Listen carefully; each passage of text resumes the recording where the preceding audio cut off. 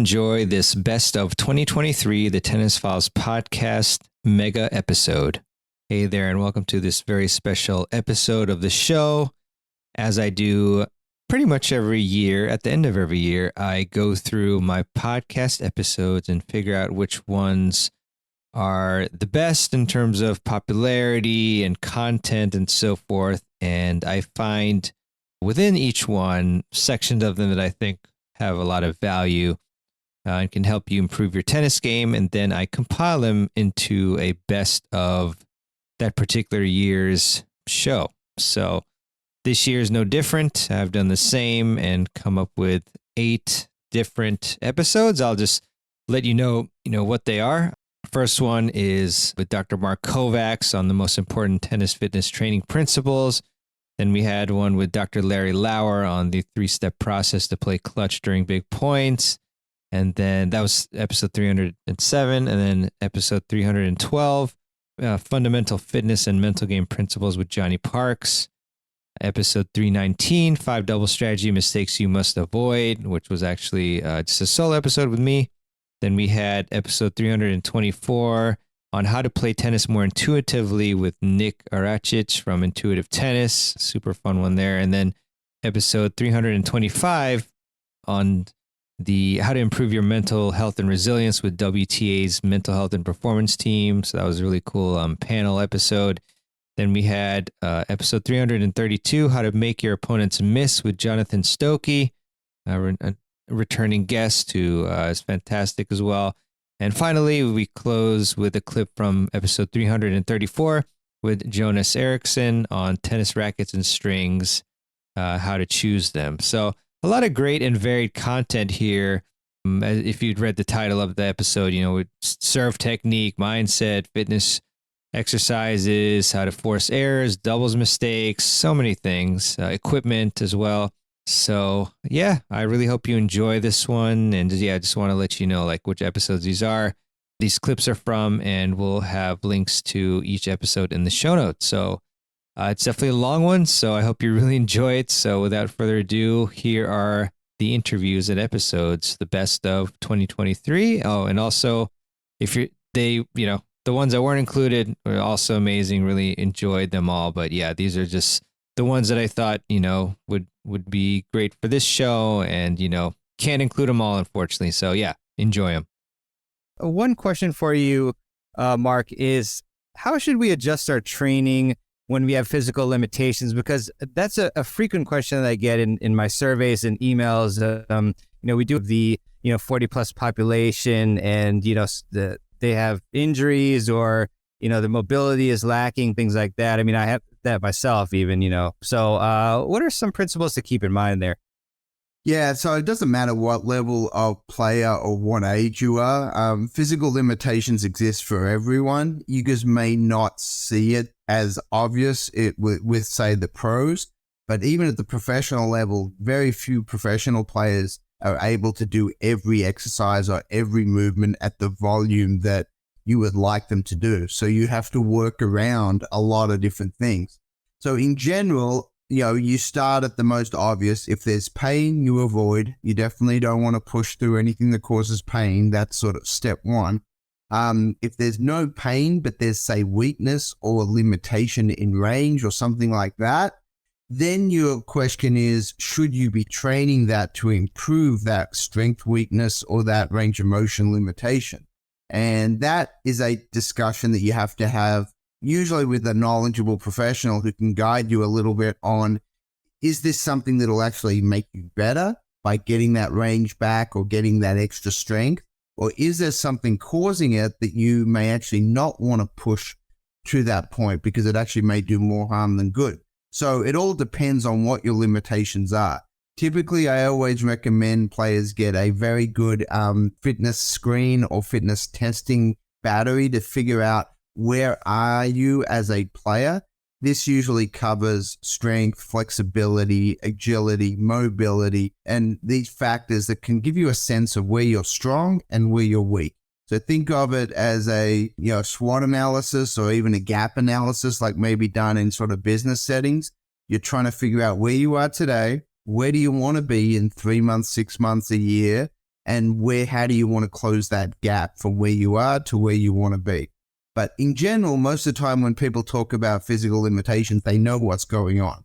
They have a knee pain, they have shoulder pain, they've had surgery and they can't do what they used to be able to do. And in those situations, you do what you can do, work around them, try to make sure that if you are favoring something, let's say if your elbow hurts a lot and you can't hit as many, say, backhands as you're used to because the elbow hurts on the backhand, then you've got to figure out, how do I either rest for a few weeks to let it heal, get some rehab on it, get some treatment, and hopefully in a few weeks it heals up so that you can actually do everything full strength. Or if it's something that you know may not fully 100% recover, it may be post-surgery and you just are never going to get the exact full range back or strength back, then you maybe have to work around it. And we have a lot of different ways we deal with workarounds, meaning if you have limitations, you may avoid certain things, whether it's in the gym, whether it's on the court. You may just not do that thing that causes problems. But long term, the goal ideally, like with most people, is to fix the causes of some of these problems and try to strengthen and create range that you can then do, hopefully, everything in the future. Yeah, great stuff, Mark. And we do have some questions streaming in. Just say hi to a few people. Hey, Pete, looking forward to the summit. Thanks so much. Awesome to hear that. Peter, greetings from Canada. Greetings to you as well. Lucas, hello. Nice to see you there. We have a couple of questions that have come in. I want to ask this one more for now, and then we can turn to some fan questions, audience questions, that is. You do have a fantastic presentation. I mean, I say that because I've seen it already on the biggest tennis fitness misconceptions, which you won't want to miss. It'll be out on Saturday. And so it's so awesome to have Mark here on again today with this Q&A. But what is the key to developing power that transfers to the tennis court? Because you talked some about this in your presentation, so I don't want to ruin it too much, but it's just about, I think we're not really sure exactly what we should be doing. Like when we think of power, I mean, we might think of the Olympic lifts and things like that, or squats and things, but what is truly the key to developing power that will apply into your tennis game? Yeah, no, power is one of those elusive terms that are thrown around a lot, and many times people misuse the term. So we have to first define what we're talking about. When we say power, in the traditional sense, when you're defining the word power, it's really force divided by time. So it's how much force can you produce in the shortest amount of time. And the more powerful you are, that means that your force is being produced very quickly. So to do that, you have two ways to do it. You either shorten your time or you increase your force. Ideally, you want to do both. Increase your force while shortening your time. So one is a speed metric, which is the time metric. How quickly can you do something? And the other is a strength metric, which is the force aspect of it. So both, if you want to get really powerful on the tennis court, you have to get stronger, which is the force metric. And you have to get faster or use that force quicker than you're used to. So you're trying to develop power through both ways. Some people are more genetically predisposed to being faster, so they're quicker, but maybe they have less force production. Other people are really good lifting heavy weights, but may not necessarily be as good with the quickness side. So typically you have to evaluate yourself to figure out, am I more a force-focused person, which most people know they like to lift heavy weights. The people that don't like to lift heavy weights, lifting heavier weight will actually help you the most. So the people that don't like to lift heavy, those are the people that more than likely will get the biggest benefit from lifting heavy. So that's always the case usually. The stuff you really don't like to do is probably going to give you the biggest return on your time if you actually do it. So that's sort of to set the stage on power. But practically speaking, the drills that we like to use the most are tennis-specific power-related drills. And those many times involve either bands or cable machines where you can do rotational movements at a very fast pace with some pretty good resistance. So the goal is to move weight quickly in usually rotational movements similar to a forehand or a backhand stance and trying to move some weight. And then sort of the go-to best practice power movements are with medicine balls usually, where you can catch a medicine ball, which helps with your deceleration or stability, which has to be there if you want to develop the power, because you need the base of support before you can release it. And then the release stage is usually when you throw a ball. And that's truly the power producing aspect of the motion. So we have to store energy before we can release energy. Just like in a forehand or a backhand, we have to load before we can explode. So the loading is the storing of the energy, and the exploding is the releasing of the energy. And the more we can release the energy, the more power we're going to get. So the goal with all of this type of training is not how much weight always you can lift, but how quickly can you move the weight that you are lifting. Thanks, Mark. So you see some people in the gym who are doing, like slower sets, and obviously there's a principle of time under tension, things like that. So maybe that's why they do it, and I guess hypertrophy and things like that it could help with. But I mean, for tennis players, would you recommend that we generally not do that unless we're in some sort of a different phase, maybe like a muscle building phase? Yeah, so it's a great question. So it depends on what you're trying to accomplish at the phase that you're working. In general, slow control lifting is valuable because you get muscle recruitment. You get, like you said, time under tension. So you're loading the affected muscles, usually for a longer period of time, which causes more muscle recruitment, which allows for strength gains to be had with possibly some muscle hypertrophy, which are all valuable at certain times throughout a training cycle. However, if you only do that, that limits your ability necessarily to develop power on the court because you're not training fast at all. If the only training you do is hit tennis balls and lift heavy weights in the gym, you're going to get some transfer from that heavy weight training because you're getting stronger, but you're not going to get the maximum output for a tennis player if you only lift heavy in the weight room with a lot of weight under tension and do it slow, versus someone that may do a third of their workout like that in the weight room, a third or in the weight room where you're sort of looking to move the weight relatively quick. And there's a lot of great studies out there talking about you may still lift heavy weight, but if your intent is to move it quickly, you get that power response or that ability to get the benefit of that training. Even though to an outsider, it may still look like you're moving the bar relatively slow.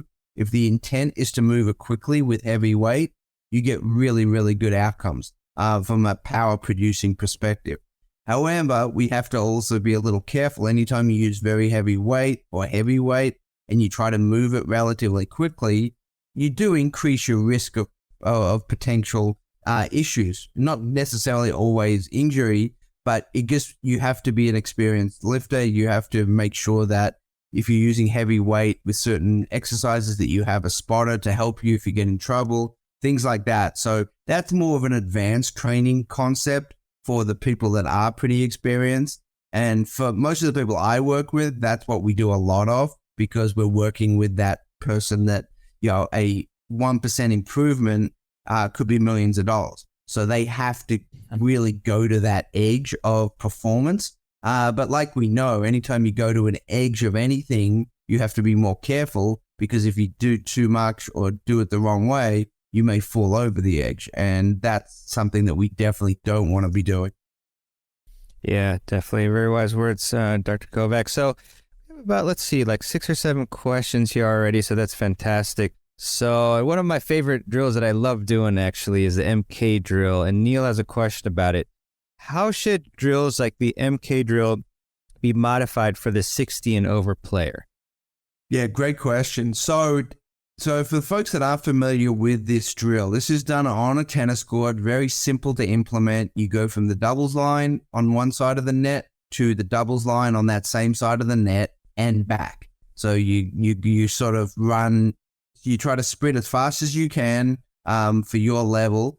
And if you go down and back for a professional player, that may take about 5 seconds to complete down and back.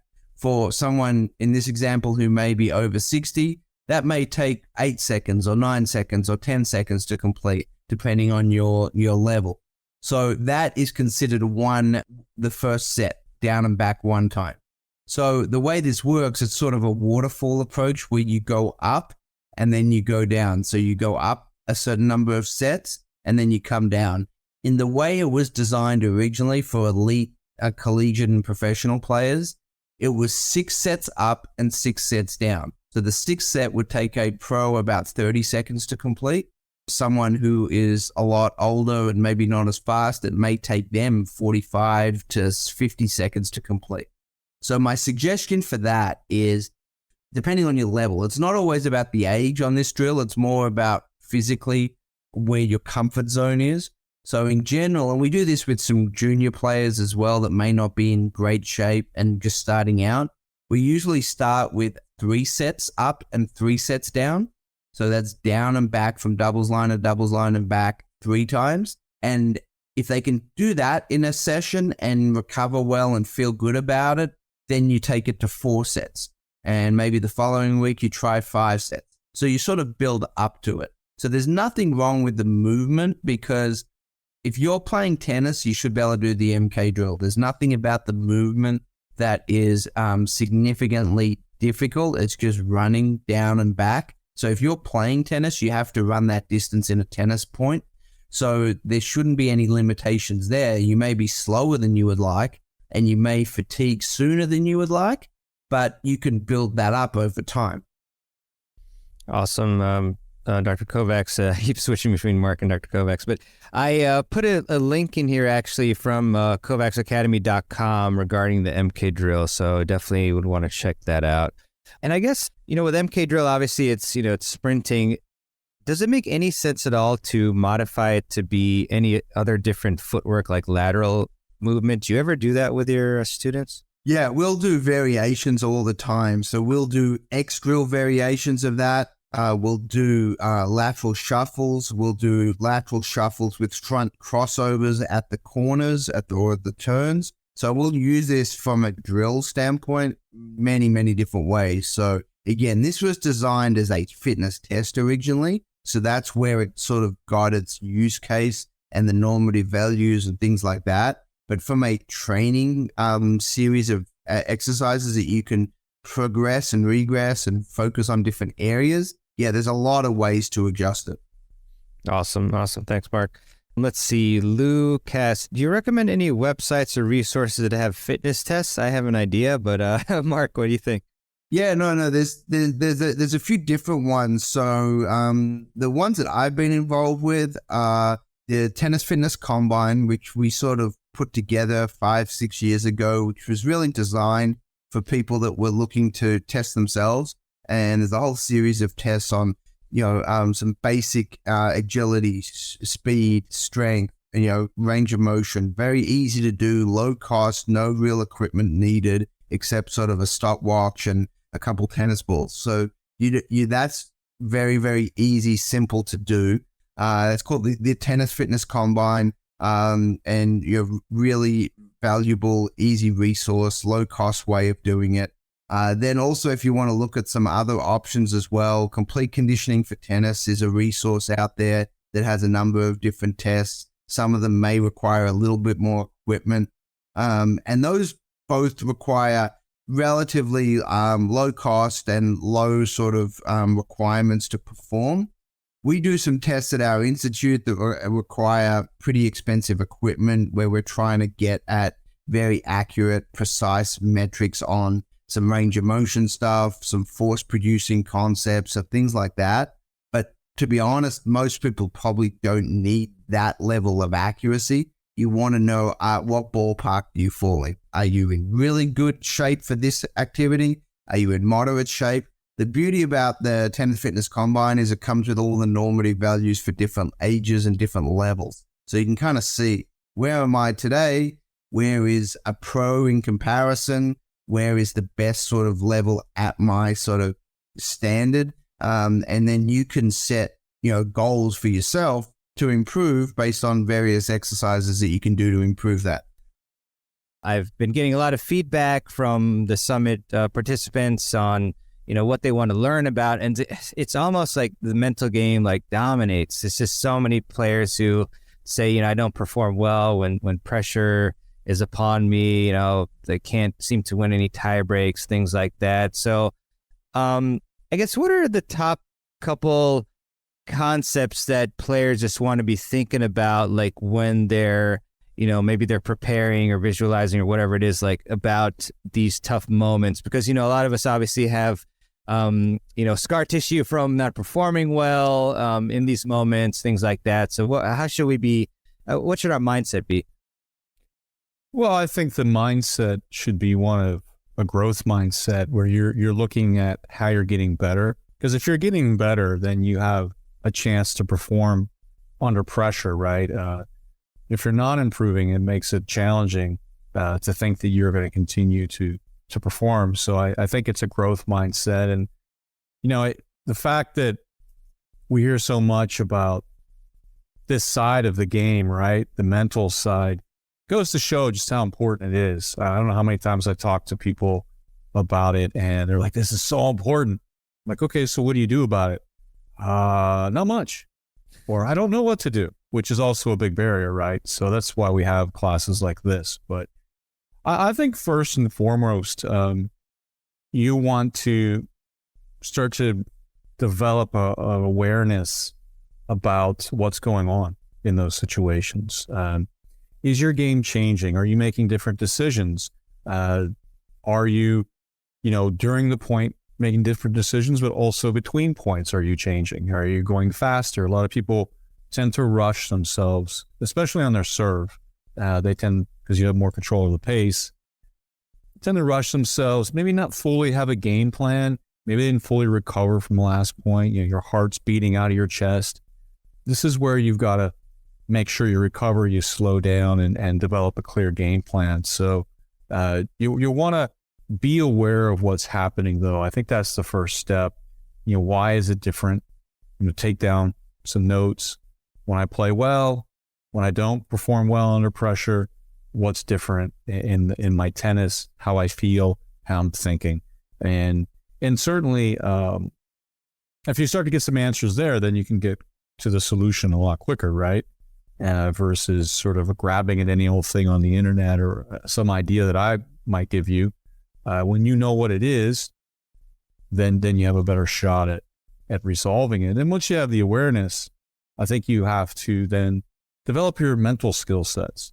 If you're unable to focus for 2 minutes, on something, how is it you think you can go into a match and stay focused for an hour and a half, right? So developing your mental strengths, your mental skills, being able to focus for longer, being able to refocus more effectively. So how quickly do you get your focus back when you lose it? That's probably the most powerful skill we can have. And certainly, how do you talk to yourself in these situations? Are you your best friend? You like a doubles partner you like to play with, or you're like a doubles partner nobody wants to play with? How would you characterize the way you're talking to yourself? What kind of goals do you set? Is your goal to avoid losing, or is it to play a certain way? Which typically we find that if your focus is on the process, how to play, you perform much better under pressure. So there's a lot of different ways to go on this topic. But in terms of mindset, just getting to it, you got to be aware of what's happening. Okay, so pay attention in those moments, reflect on it, learn from it. Make sure you're really developing your skill set so you're prepared for those moments to be able to focus and refocus well, talk to yourself in a good way, be really clear on your game, and set goals that really encourage a process mindset, because that is under your control. That tends to alleviate your anxiety. And then we can get into the other things like breathing and routines, which I think we probably talked about a lot last year. But I think you got to have the awareness, you got to have the skill set, and really kind of start with that with your goals as well. Yeah, a lot of great stuff here, and I really enjoy the kind of the framework, the 3 steps that you've laid out here. I guess in particular, I want to ask about like the ability to focus for longer. So, I mean, what do you have your players do who kind of have trouble with this? And it's really tough these days, you know, with it's fascinating when you learn about like the effects of you know, artificial dopamine, if that's the right term, but you know, just from you know, your phones and whatnot, and it's kind of like you lose focus very quickly. Whereas, especially in the past, we used to do tasks without all these electronics and then be able to focus for longer. So, I mean, what types of things do you have players do or even not do to help them focus for longer? And then also, I guess, refocusing, obviously, as you mentioned, is a arguably more important skill, how to do that as well. Yeah, at this point in time of this video, people probably are already on to another window, right? Another tab and doing something else while they listen to What'd you say? What? Exactly. Yeah, exactly. So, and I get it. You know, it's a challenge for all of us, right? In this world of this technological age, I think some of the things you got to do is you have to put aside the things that distract you, the phones, other devices, and be able to lock into something, right? And that, of course, is something that you choose. It could be breathing. It could be some form of imagery or visualization that you're doing about your game or what you're going to do that day or past experiences.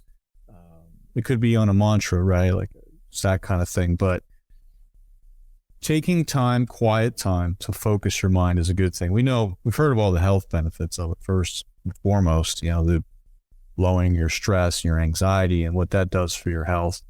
But you're starting to build the muscles when you do that of being able to focus on something in particular, right? One thing. And that's really important because when you play tennis, you got to focus on one particular thing while a lot of other things are going on, and that's the ball. And can you stay focused, or is your mind split? You know, you can be there and hitting balls, but your mind is on, you know, what you have to do for work or what someone said to you in the last changeover or a ball that you missed in the second game that now you're down a break. And these things, external and internal distractions, take away from that focus that you need to perform. So under pressure, especially because the distractions get louder as we know. So to me, you know, a lot of it off the court, you can do mindfulness activities, you can do breathing, meditation, you know, and there's apps for these things that you can, like Headspace and Calm and other ones that you can practice this. You're building the muscle if you do this regularly to be able to focus. Now, a couple of the exercises I like most, particularly, we like to do things like box breathing, for example, or some people call it square breathing. If the listeners haven't heard of that, that's where you inhale through your nose, maybe to a count of 4, and then you hold your breath to another count of 4, and you exhale. It can be out through your nose or out through your mouth to a count of 4. And then at the end of that exhale, you actually hold your breath again. So you're making the 4 parts of the breath with a breath hold at the top of the inhale and at the bottom of the exhale, you're holding your breath as well. And then you cycle that back over.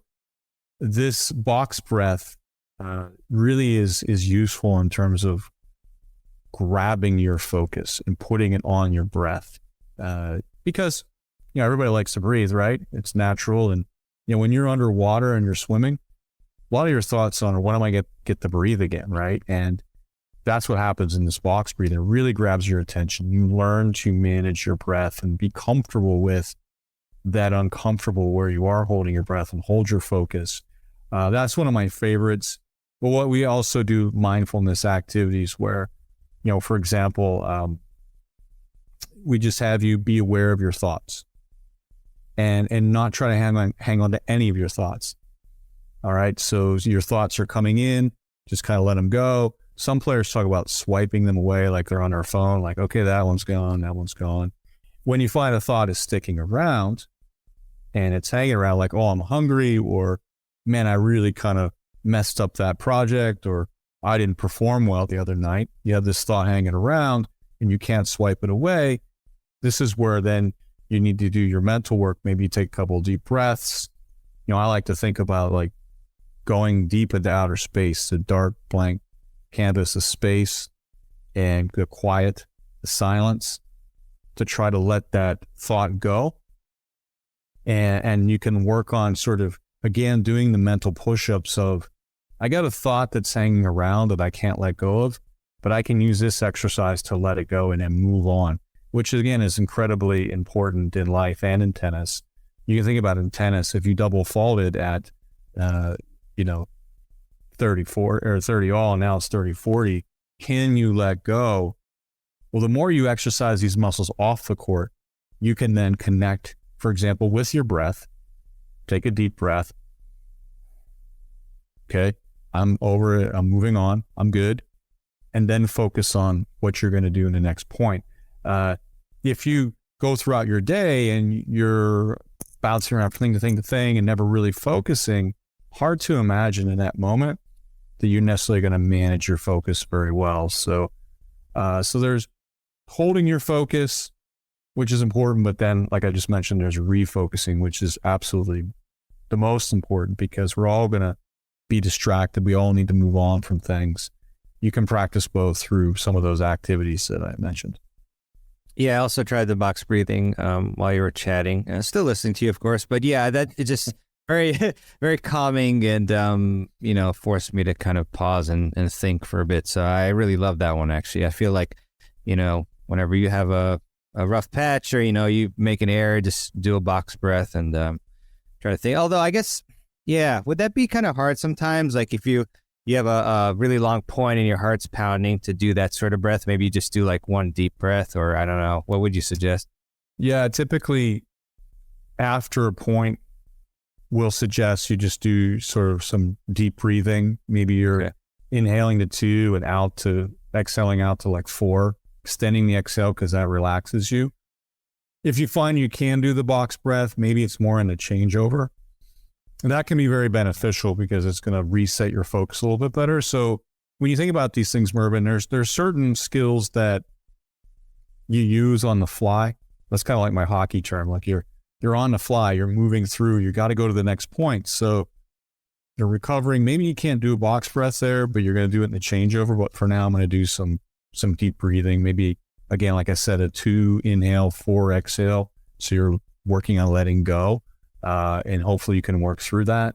But yes, box breathing can be a challenge when you're trying to recover. Now, again, I will say that if you practice it, you get better at it, it gets easier to do. So then maybe then you can do it in between points, a short one. Gotcha there. And then in terms of the self-talk, I have a couple questions around that, but I guess, firstly, I was going to ask you for maybe like, what are the like best phrases or something, but is that like very personal? Like, are there, some phrases that will work better than others for people? Or are there just like universal ones that, people can adopt and that would do well for them? It's actually quite personal, but there are principles that you rely on when you're talking about these self-talk phrases, these cues. There's a few things to look out for. Number one, it should be grounded in positive action. So instead of saying, don't miss, you say, hit with spin, right? What am I going to do? Because anytime you go into a point, you want to focus on what the action you're going to take. When you're trying to avoid something, typically your brain doesn't compute don't, it computes the action. So if I think don't miss, a lot of times immediately in my brain, I'm going to see myself missing. And now I've created this thought in my mind. But if I tell myself what I want to do, I can start to commit to an action, which is what we want when we finish our between points routine, that I'm committed to some purpose, some action, some game plan. So, you want to focus your self-talk on positive action. You want a lot of your self-talk to really, I think, link into your strengths.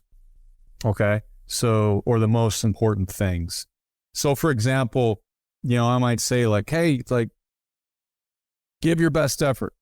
And for some people that might resonate with them, and others, it's like, well, what does that mean? Like, but if you say, hey, like, go out and be physical, move, then they kind of are able to grab it. So the more specific you get, the more specific to their strengths or their goals for the match, these cues then start to take on, I think, more meaning with the player. But these are things that they're a collaboration to me. I'm not giving players cues. I'm not saying, hey, do it the way I would think, because I find that very ineffective. I've got to work with them to come up with the cues that will be effective for them. And again, they come up with stuff I'm like, wow, that's really cool. Like, I hadn't thought of that. And there's some that are used a lot. Things like thinking of hitting with depth or spin, or moving is a big one. Just moving, right? Moving your feet, being physical. That's an often used one. And so there are ones that are used a lot, but there's a lot of personal preference that comes into this. And the more you're really focusing on positive action, the more specific you are to your goals, your game plan, your strengths, the more meaning it takes. And you want to keep it short and concise too. Because again, if you have a run-on sentence or a paragraph, how are you ever going to remember that during match play? So this is where this concept of chunking comes in, right? Like, so the idea is that certain words unlock other ideas, right? And they found this in the work when they studied the famous coach John Wooden, right, at UCLA basketball. He would say certain words, and it would mean a whole lot of things to his players because they had worked through it, right? They'd been taught what it means. And so if you as the coach, you're saying, hey, be aggressive, what meaning does it have? That might mean a number of different things, like, oh, that means I need to come to the net more. That might mean I need to accelerate. That might mean that I need to look for short balls, right? That might mean I need to go out wider, right? It can mean a lot of different things to a player. Aggressive with your feet, aggressive with your strokes, aggressive with your mind. So we got to define these things, and the more that you can get to the simple words that have meaning to them. But you got to work it out, because I've experienced this too as a mental coach. You're talking about being aggressive, and they're thinking that means take a lot of risk. That's not what we meant. We didn't mean hit for the lines. But that has to be clarified, right? But these chunk words, there are certain words that have a lot of meaning that mean a lot of other things. And if you can figure out what those are in your tennis, and you usually do that with your coach, because your coach has a philosophy, or should have a philosophy, and they're teaching certain concepts, certain cues that can have a lot of meaning, and so again, aggression is one that's often used.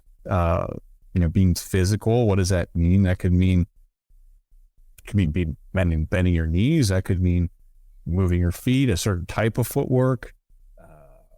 It can mean a lot of different things, right? So, these meaningful words can chunk a lot of ideas into them, is what you're getting at with that. So, what sorts of activities do you think players can do to get more athletic on that front? Because that, actually requires a lot of athleticism and mobility and whatnot, power production. I mean, obviously baseball comes to mind, but what would you have players do? Could be sports, could be a particular movement in the gym, anything like that.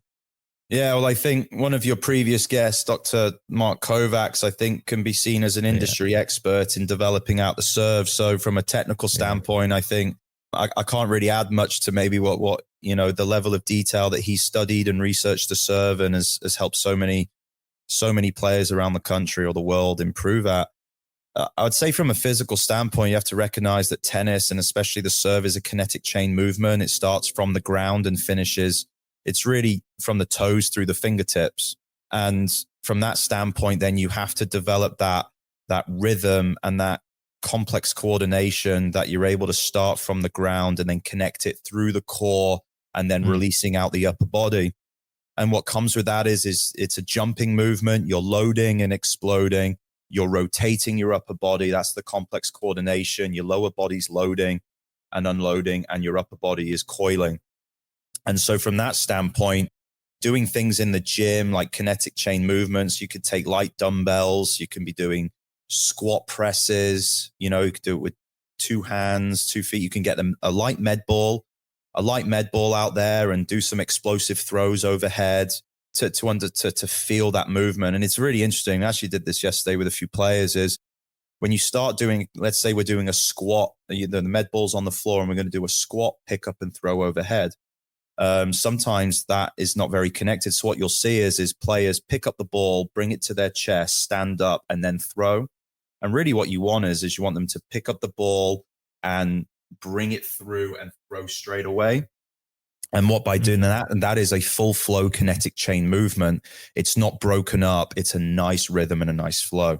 So something like that gets to help you feel that movement. So that helps. And then the overhead motion itself can be quite complex if you haven't done it from a young age. So again, this is basic, but sometimes these principles should stay basic and not be complicated. Learn how to throw a ball. I know you talked about baseball there, but that's throwing more horizontally. Tennis, we want to be able to throw vertically a bit more. So picking up a tennis ball and throwing it vertically. I like to use these high cones so it's not too low. And I like to, if I get into my serve stance position, I like to place this high cone right behind my back foot and place a tennis ball on top of it. And what I'll do is I'll load down with my dominant hand, pick up that ball and throw it as high as I can throw it. Not as far, but as high as I can throw it. And then to progress on is, I know in America, you like the egg-shaped balls. So get out the American footballs and learn how to throw a football. And then the other cool tool that everyone loves using is those Nerf things that make that whistling sound in the air. Getting those things out too, but just learning how to throw. And you want to try and do it as organically as possible as well. So you kind of figure it out as well. Like you kind of become your own little problem solver of how to be a better thrower. And that will translate to being able to throw that racket up at the ball. So those are some basic ones that we do quite a bit of. Really good stuff. Really good stuff. As you know, Johnny, I prefer the real football. The proper round shaped balls, I call American football hand egg because it's not football, it's hand egg, so. That is a fantastic, I'm going to use that on my friends. Hand egg. Just a quick clarification, Johnny. The exercise you mentioned with the med ball, where I guess you go down and then you explode upward. You described it much better, so I suggest people rewind to Is that when you throw it up? Do you throw it with 2 hands or 1 hand? Well, you start with 2 because you want to feel that motion from bottom to ground. You can, again, you'd have to go lighter, but you can do it I would just suggest when sometimes you get those smaller balls that you would do a lot of shoulder throws with, like 90-90 throws with. You can get those and you can squat down and throw up as well. You can do it single arm. So it's really, but again, you would go a little bit lighter, but really just that motion, that kinetic chain motion, I would just do it with 2.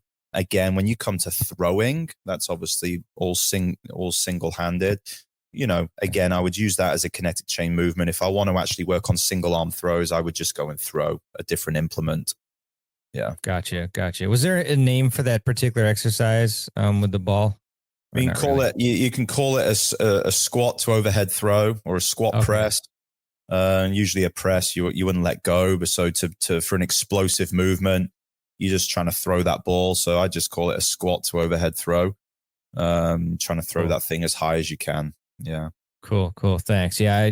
I know that, some listeners might try to YouTube it. So give them a name for it. That's awesome. Johnny, you and Larry, as I mentioned, have a great podcast called Compete Like a Champion.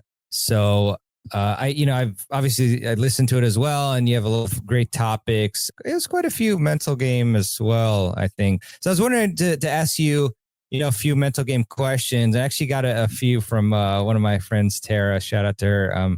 But yeah, one of them is, how do you really tough when you have a doubles partner who maybe they're not quite synced up with, or they're not having a good day? I'm sure that you've probably gotten questions like this from your players. So any advice on that? Yeah, yeah. Well, thank you. Yeah, it's really cool for me to be on that podcast with Larry, because I just get to learn every week or every other week when I go through it with Larry, and it definitely has more of a mental skill theme. Yeah, I mean, look, what's difference between doubles and singles? You're reliant on a partner. It's now team based. You have to work together. You have to be in sync. It's no fun playing doubles out there when you've got a partner who's not communicating very well and is frustrated. So I think as a partner, you try and having to be as positive as possible. I think in any partnership, there are times where somebody's down and somebody's higher, and you need to be able to lift them up.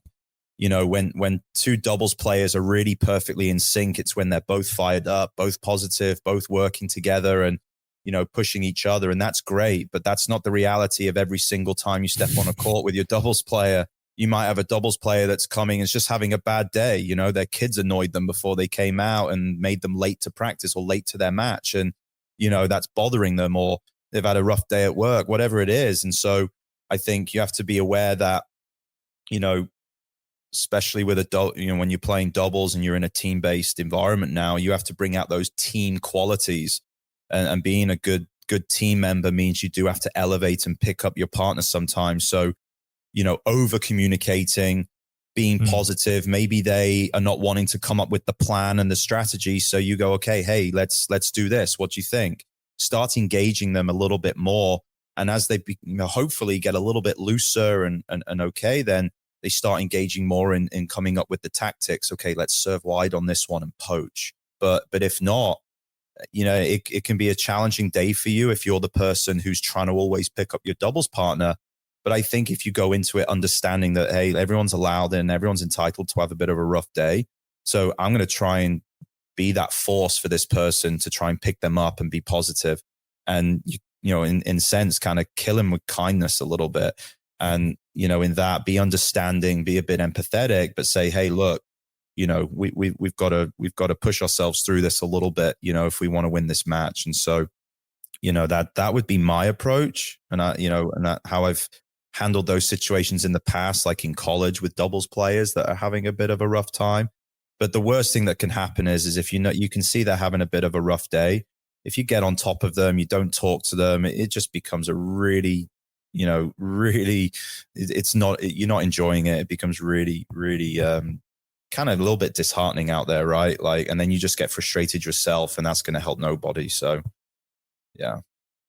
Yeah, great advice. Because, with the USTA leagues, often you get paired with somebody who you haven't played with before, you don't know at all. And I think that's great advice of communication, especially, and just, just talking through things, asking them questions so they feel like they're participating and whatnot. That's great. And then I guess another question on the mental game aspect is, and you did talk about this a little bit with, Andy Murray's traits, but how do you handle days that you're not playing your best and still find a way to endure? I mean, is there a particular process that you suggest, or maybe some go-to sorts of tactics, anything like that? Yeah, well, I think first of all, you have to normalize that. You're not going to show up every day and play your best. Right. I think a lot of great coaches I've listened to in the past and have had the fortune of being around, like Paul Anacone and Jose Higueras, and a lot of great coaches. I mean, they'll say that you'll be lucky to have 4 or 5 matches a year where you're playing your best. Yeah. And again, regardless of level, that remains true of most. So you first of all have to normalize it. You have to normalize that tennis is a game of figuring out how to win on the day and what you have when you show up on that day. So today, days can be a little bit tougher than others. You also have to recognize you're going to play a different opponent. Not every opponent is the same. So that different opponent is going to have a different effect on you. So your job is to figure out how to get the most out of your game on that day. And again, that doesn't necessarily mean that you need to play your best to win. So I think if you start with that perspective, it calms you down a little bit. I'm not going to win because I'm not playing my best. I had a bad warm up. Well, who cares? Your opponent might have had a bad warm up too. And you actually might have a really good matchup here. So you've got to have a healthy perspective of that leading in. When you're in the middle of a match and things are not quite going your way, you've got to simplify, because when things are not going your way, the brain gets a little cloudy. We start to overcomplicate our thinking. And my advice to any player that starts to think, a million things every 2 seconds is simplify it. Hit the pause button, hit that stop button a minute, and just go to something really, really simple. I'm going to hit 95% of my shots cross court now. I'm just going to try and get a bit of a rhythm and just go everything cross court. And once I get a little bit of rhythm and I still feel a little bit better, then maybe I change something. But let's just start there from the ground. If it's my serve, maybe take a little bit off my first serve and try and hit my targets a little bit better. Serve wide, go open court, serve into the body, go back behind the body. Have a very simple game plan that you can at least attempt. Doesn't mean you're going to execute it every time. Remember, if you're having a bad day, that means that execution's not great. But if you simplify your thinking and you simplify what you're trying to do out there, you give yourself the best chance of being able to work through it. But overcomplicating things, trying to do too much, in my experience, only kind of makes things a little bit worse. Yeah. Simplification sounds like a great plan. And then this was an interesting question that I received from Tara as well. How do you handle mental intimidation from an opponent? So I don't know if maybe you've had this with your players. They feel like the other players doing certain things intimidate them or throw them off. I mean, we see this, here and there on the tour, obviously. So it's there. Smile and focus on the game plan. I mean, let me ask you, if you've played a lot of these league matches that I've seen, and I've coached league teams like 4-0 teams, and that is like intense, highly competitive stuff, especially when you get to like sectionals and nationals, right? Like it is dog eat dog. So how have you handled some of that stuff in the past? Yeah, I mean, I've learned a lot of great things to implement, obviously, from great guests like yourself. So I just kind of go back to like my in between point routine and just try to kind of refocus, reset, and say, okay, what is the game plan? So it's pretty much exactly what you said. So yeah, I think if you try to if you get too emotional at it, that usually throws people off. I mean, maybe there's some people who like can use that as a fuel and get extremely pumped up and things like that. But I think generally speaking, it's probably better to just try to ignore it as best you can. Otherwise, you might do stupid things on the court that are way beyond like what you should be doing tactically and strategically. So yeah, that's a great point you make, because then that factors in different personalities. So some people do like finding that chip on their shoulder, and so when people start fist pumping in the face and hitting the ball to the upper side of the court instead of just handing it to them, and all that little dramatic stuff, is some people like that. So it's like, okay, bring it on. I want this chip on my shoulder. I step up to the plate there. But for those that don't like that, my greatest advice is just smile about it. Smile. And then, like you said, go to your routines and focus on your plan. Because if you smile about something or you laugh it out, it's almost like a release. It's a release that you're okay with it. Again, like, someone's trying to intimidate you, that tells you, oh, I'm affecting them here. They're so bothered by the way that we're playing that they're trying to do all these extra little mind games. Well, that's pretty funny to me, because that just tells me that you can't beat me straight up. So, all right, let's go. So, yeah. Love it. And I got compliment, I think. That's true.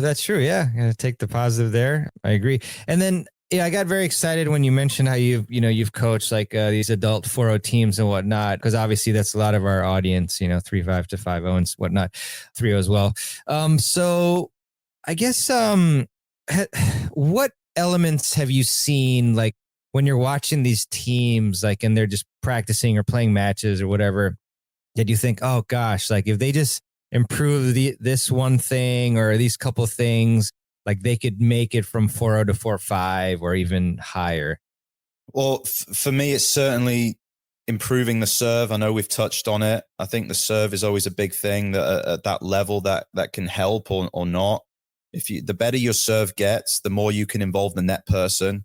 And I often, the higher level you go, quite often it's the person who's at the net that is helping the server hold serve.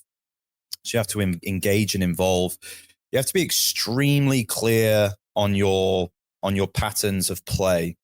So knowing, I used to get do a lot of work with the poaching and the covering, because if you cross over that center line when you're poaching, then you need to just stay on that other side of the court. And what you've often seen with players is they'll go and get that poach, not hit the poach quite that well, and then they'll shuffle back to the original position. And they've not seen that their opponent who's at the back of the court is preparing to go and cover them. And now they're having to go back the other way because of adjusting to the net person's positioning. So it's always being extremely clear that if somebody moves across to the other side, then they stay there and they go and cover. Something as basic as that needs to be locked in. So you don't need to communicate yours, mine, switch, which can create that panic and confusion. You just know it's automatic. If you cross that center line, my partner at the baseline is going to go cover me. I don't need to look behind me to see where they're at, because I need to focus forward on the tennis ball of my opponents. So making sure that you've got those patterns and coverage is automatic. So you don't have to say anything. To me, that's like the biggest thing.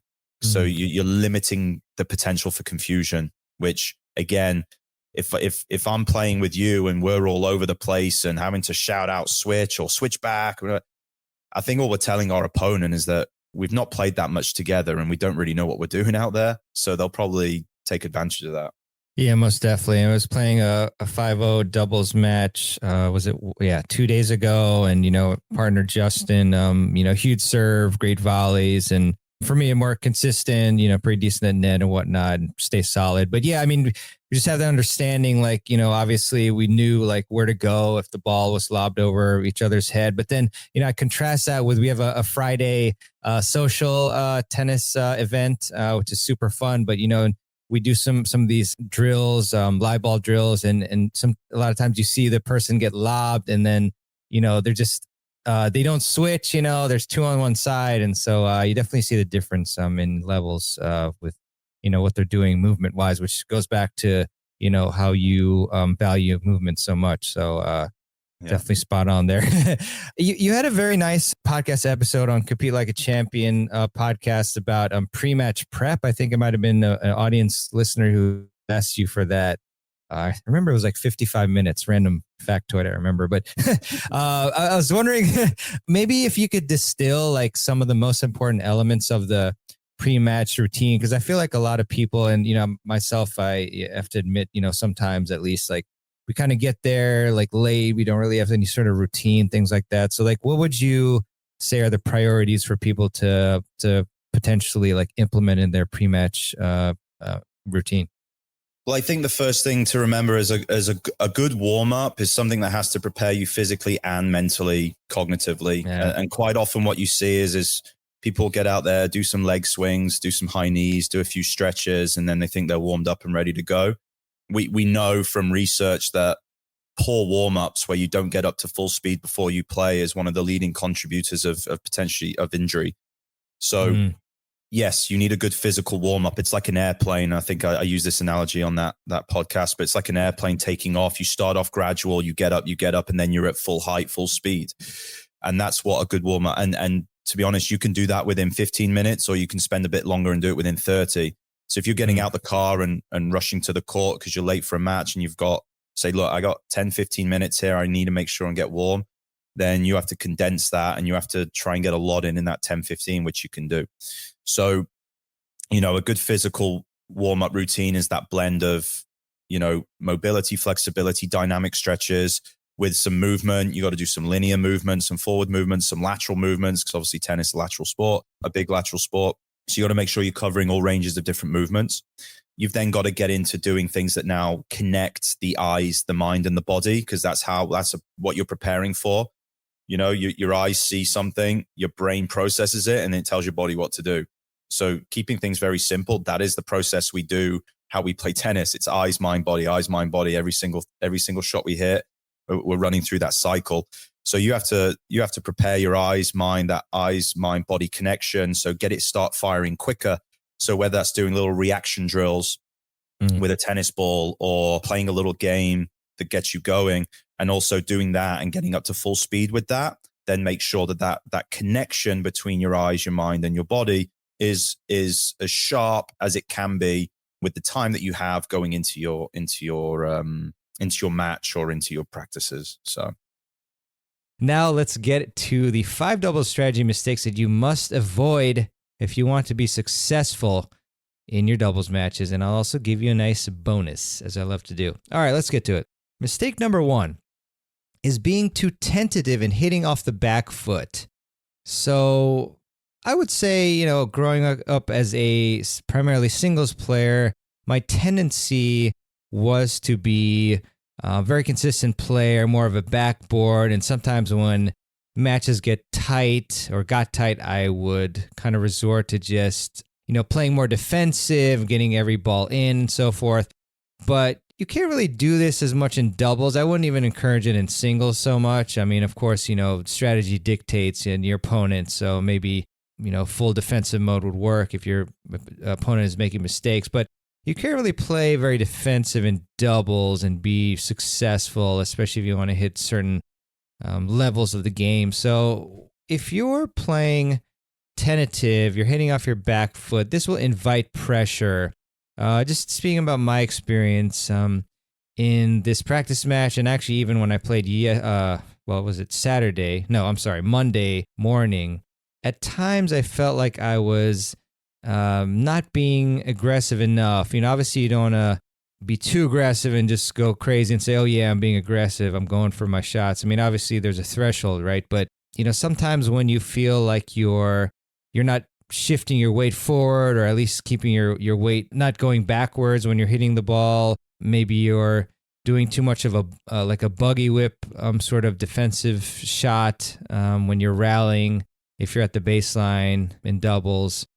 These sorts of things are kind of warning signs, and what it equates to is it allows the other team to take control of the point, because all of a sudden now you're hitting your shots more shallow, shorter, obviously, is what shallow means for any of you who are not SAT stars.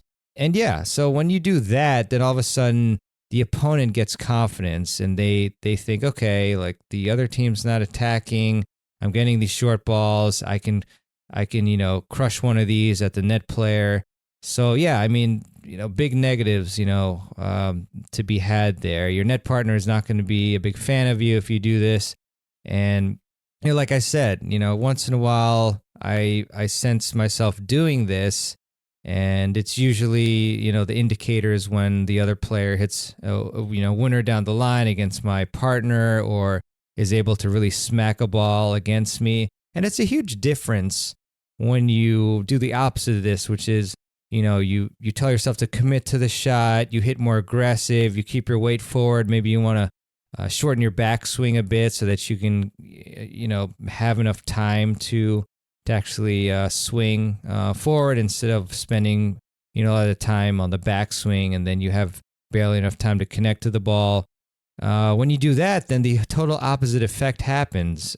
So yeah, just try to reset during the next point after I realize that, give myself some instructions, and then all of a sudden, I'm putting the other player on the back foot, and my net partner is the one who's being set up with weak replies. So it's really important to kind of sense when you are the one who's playing too tentatively, and it's not going to work, especially, I mean, obviously, I'm talking about, for me, like the 5-0 levels, playing with 5-0s and some 4-5s, but I think even down to 4-0s as well, even 3-5s. You need to take advantage of the advantages of being more offensive and taking control of points by being offensive and aggressive with your shots. So yeah, there's that. So mistake number 1 is being too tentative and hitting off the back foot. Number 2, second mistake is using the same serve formation over and over again. So I definitely see this, at 3-0, 3-5, 4-0, even some 4-5 teams. They're just same each time. The servers serving at the same place, which that's not the biggest issue, but mainly it's that the net player is the one who's just deciding, you know what, I'm just going to set up shop, right here, close to the net, a few feet from the left single sideline, and that's it. And they're not doing anything.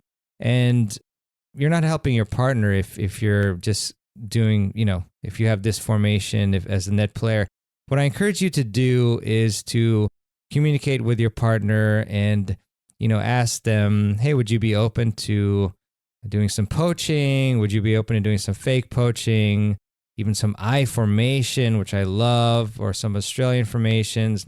Because if you keep the same serve formation, what you're doing is you're giving the opponent great rhythm because they just know that they can hit cross-court returns against you and they're going to get a groove. Whereas when I'm playing my 5-0 men's or my 10-0 mixed, and in some cases 9-0 mixed, I find that my opponents, if they sense that I am, returning well, they're going to use I formation against me. I think that happened in both of my sectionals doubles matches, if I'm not mistaken. And then it happens sometimes in practices as well, the 10-0 practices and 5-0, obviously. So, yeah, they're going to use I formation. They're going to poach. They're going to fake poach.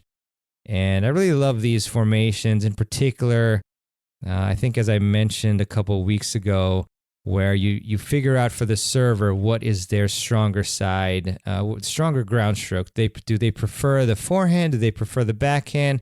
And then you, as a net player, will move to the opposite side to give them their preferred stroke, and then you can change it up by, after 2 or 3 times of doing it that way, then you all of a sudden cross the other way, and hopefully you get an easy put away.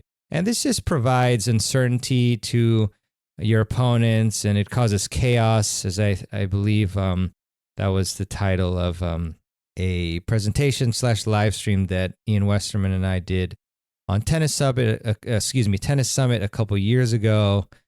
And yeah, I really, I would encourage you to start with the fake poach, the easiest one in terms of movement, and then graduate to the poach. And remember, with the poach, you want to commit. So you either communicate to your partner, I'm going to poach, or you give them the open hand signal, as is a customary one. That's actually the only poach signal that I know. And then you cross, and you try to time it so that the other player is already committed with their stroke, and then you cross. Otherwise, they're going to see you move and then go down the line, and that's not going to be great. And then after the poach, then I would suggest you do I formation, as I find that's a little bit more, I would say almost significantly more helpful in terms of getting results, because your net player is in the middle, and then the returner doesn't know, or neither does their partner know whether the server's net partner is going to go left or right, or maybe stay in the middle. So that's definitely a little bit nerve-wracking for the returner in a sense, depending on their temperament anyway. And, sometimes in this situation, I like to even lob if I'm the returner. But besides lobbing, you really have to commit. I would choose a spot in advance and say, all right, I'm going to commit. Because I think one mistake that a lot of players tend to make, and that even my partners have expressed to me, and I think I've expressed to my partner before, we all make this mistake, is kind of trying to look at the net player and see where are they going to go. I think if you're extremely gifted, have great, really good hand-eye coordination, then maybe you can pull this off where you're looking at the player and then being able to redirect the ball. It kind of makes me think about soccer or football for you Europeans and so forth, South Americans. I guess the rest of the world, really. Besides the U.S., they call it that. But, sometimes with penalty kicks, the one who's taking the penalty kick will be able to look at the goalie, see where they're going, and then kick the ball. But in those cases, I think what the penalty kicker does is they run towards the ball, and then they kind of stop and look at the goalkeeper, and then they kick the ball. Or maybe they do that twice in some cases to double fake them. Kind of like a double fake poach. But With tennis, it's really tough because you've got to pay attention to an oncoming moving ball, whereas the soccer ball is just stationary. So you not only have to pay attention to where the serve is going, then you have to look at the opponent, and then you have to, look back at the ball again and then hit it. So you should just choose a spot, whether that's down the line, whether that's cross court, whether that's right in the middle, especially if you think they don't have a very good volley, if they're going to be caught, if you hit the ball at their body and just hit the ball there. But yeah, just to summarize again, the point is definitely it is a mistake to not use any different formations such as the poach, fake poach, I formation, and Australian formation. And if you don't know, the Australian formation is just having both players on the same side. So, server serves on the ad side, for example, and then net player is actually on the ad side as well. So there you go. All right, number 3 is never returning down the line. I think that's a big mistake, especially if you have aggressive net players. Because if you never return down the line, you give the net player confidence that they can poach comfortably, that they can just leave their nice down the lines or alley, let that alley relax. No balls are going in this alley, and just cross. So I play against aggressive net players all the time, and they love to poach, and rightly so. That's what they should be doing, especially they like to poach on second serves and serves to the backhand. So you got to be aware of that and, develop some counter strategies to that. Sometimes I like to just go down the line, when they're going to poach, go down the line. Actually, you know what? I kind of misworded this. Sorry. What I meant to say was that the net players like to poach on the first serve, and I think I misspoke and said second serve. So they like to poach on first serves and serves to the backhand, and then some advanced net players will also like to poach on the second serve as well. And I would encourage you to test these players down the line at least once in a while, because if you do this, then they're going to think twice about poaching. Maybe they'll stay put when you are about to strike the ball, and so that'll just give you a bigger cross-court window to return the ball. Because sometimes when you're against these really aggressive net players, it feels like you have such a small window to return the ball cross court. And the way you remedy that is you give them some down the line shots. Maybe you pass them, or at the least you wrong foot them and they have a weaker volley. And then next time you can go cross court. So you gotta think out there and figure out again, some counter strategies. So it's kind of like chess.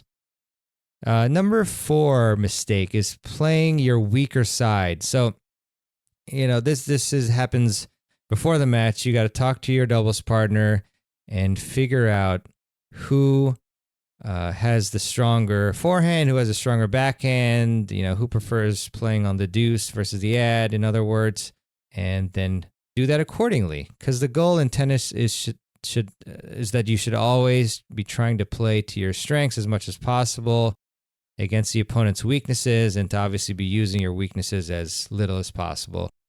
So once you figure out the stronger sides, though, let's say you both have the same stronger side, then you would want to talk to your partner and figure out, who has less of a weaker other side. So in other words, this example is my mixed doubles partner, Kate, and I played a 10-0 match recently where she played the forehand and I played the backhand. And that set ended up rough. We actually did win it, but we almost lost it. And in large part, I would say because I'm better on the deuce side for sure. And she also has a better backhand than I do. So it would actually have been optimal for her to play the backhand side, even though she has a better forehand than her backhand, but her backhand is better than my forehand. And so what happened there is that I ended up having to run around my backhand quite a bit, and so I was missing more inside out forehands than I usually would, which I usually hit those a lot in singles, but in doubles I just wasn't used to hitting so many of them, because I do try to hit as many forehands as possible, but I hadn't been playing the deuce, the ad side much at all, especially with sectionals. I was playing all deuce. So, yep, that is my advice there. And yeah, I mean, so obviously, we figured this out. And second set, we switched sides, and our second set went much more smoothly. So, mistake number 4 is playing your weaker side. So, just make sure which side is strongest for each. And if they're the same, then who is less weak on the other side or stronger on the other side. And then do that. I want to ask you a bunch of questions about just club level players, because I play in these USCA leagues, and I see a lot of 3-0 to 5-0 tennis and whatnot. And first question for you that a lot of players ask me about is like, should they be prioritizing strategy or technique? Obviously these players, they have limited time. They have jobs and stuff, so they want to train, but they're not sure. Like, should I focus on the technique or just forget about that, focus on strategy? So what's your general opinion on that? That is a great question. And not now, but back in the day, I used to coach a lot of ladies leagues.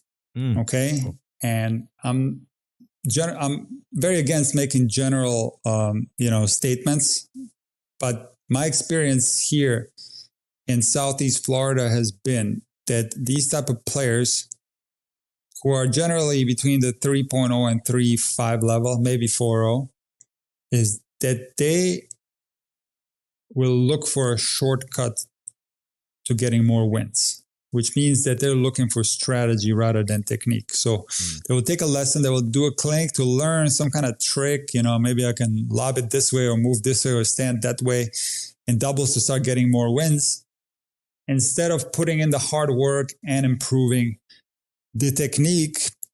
That's going to take a lot of repetitions. It's going to be a very painful process. So I think often players at the 3.0, 3.5 level are thinking of strategy in tennis as a quick fix to more wins. But as a general statement, I think recreational players think too much about strategy and tactics, and they will often be too concerned also with their opponent, what happens on the other side of the net, where 99% of the problems are happening on their side of the court, which is usually their technique. There's some huge flaw. Maybe they have a terrible second serve. Maybe they don't have a backhand. Maybe they don't have a proper forehand. And strategy is going to be irrelevant if you have technical flaws, because whatever you're strategizing to do, you can't execute anyway. So technique at the recreational level is of the utmost importance. And that's something that players should spend most of their time working on. And when we're talking about strategy and tactics, it's not some super complicated, convoluted way of playing tennis. You want to keep things as simple as possible and not concern yourself too much with it. But I understand that, recreational players are in the game for different reasons. And that's why I brought up ladies tennis. Because often for them, it's like the team atmosphere and they want to get the win for the team, and it's a social thing. So it's a little bit different from maybe somebody who's like maybe a male player who plays on a ladder somewhere and is trying to get from like 4.0 to 4.5. Maybe that's a little bit different there. So it depends on the individual. It depends on the circumstance. It might even depend on the location. But yeah, generally speaking, technique is the most important thing at the recreational level. And this is why I cover it so much on my YouTube channel. I think it's very important. Yeah, thanks for that, Nick. Yeah, definitely. The ceiling is very limited. More limited depending on your technique proficiency, and it's something that I've been constantly working on. I enjoy putting the hard work in, but it can be very tough. So speaking of that, Nick, what do you think the key is to developing fundamentally sound technique, especially like when you have like club level players, like you mentioned, they're playing a lot of matches and this and that. They're thinking about like winning more so than improving technique. So what's the key to developing that proper technique? It's not easy, because let's just say that I'm working with someone on improving any technical aspect of the serve, okay? And they go out right after the lesson that we had and they play a match. Yeah. None of the things that I taught them will be there for them in a match. So they have to do a tremendous amount of repetitions until that's available for them in a match, whatever it is that they were working on. So we're talking about muscle memory.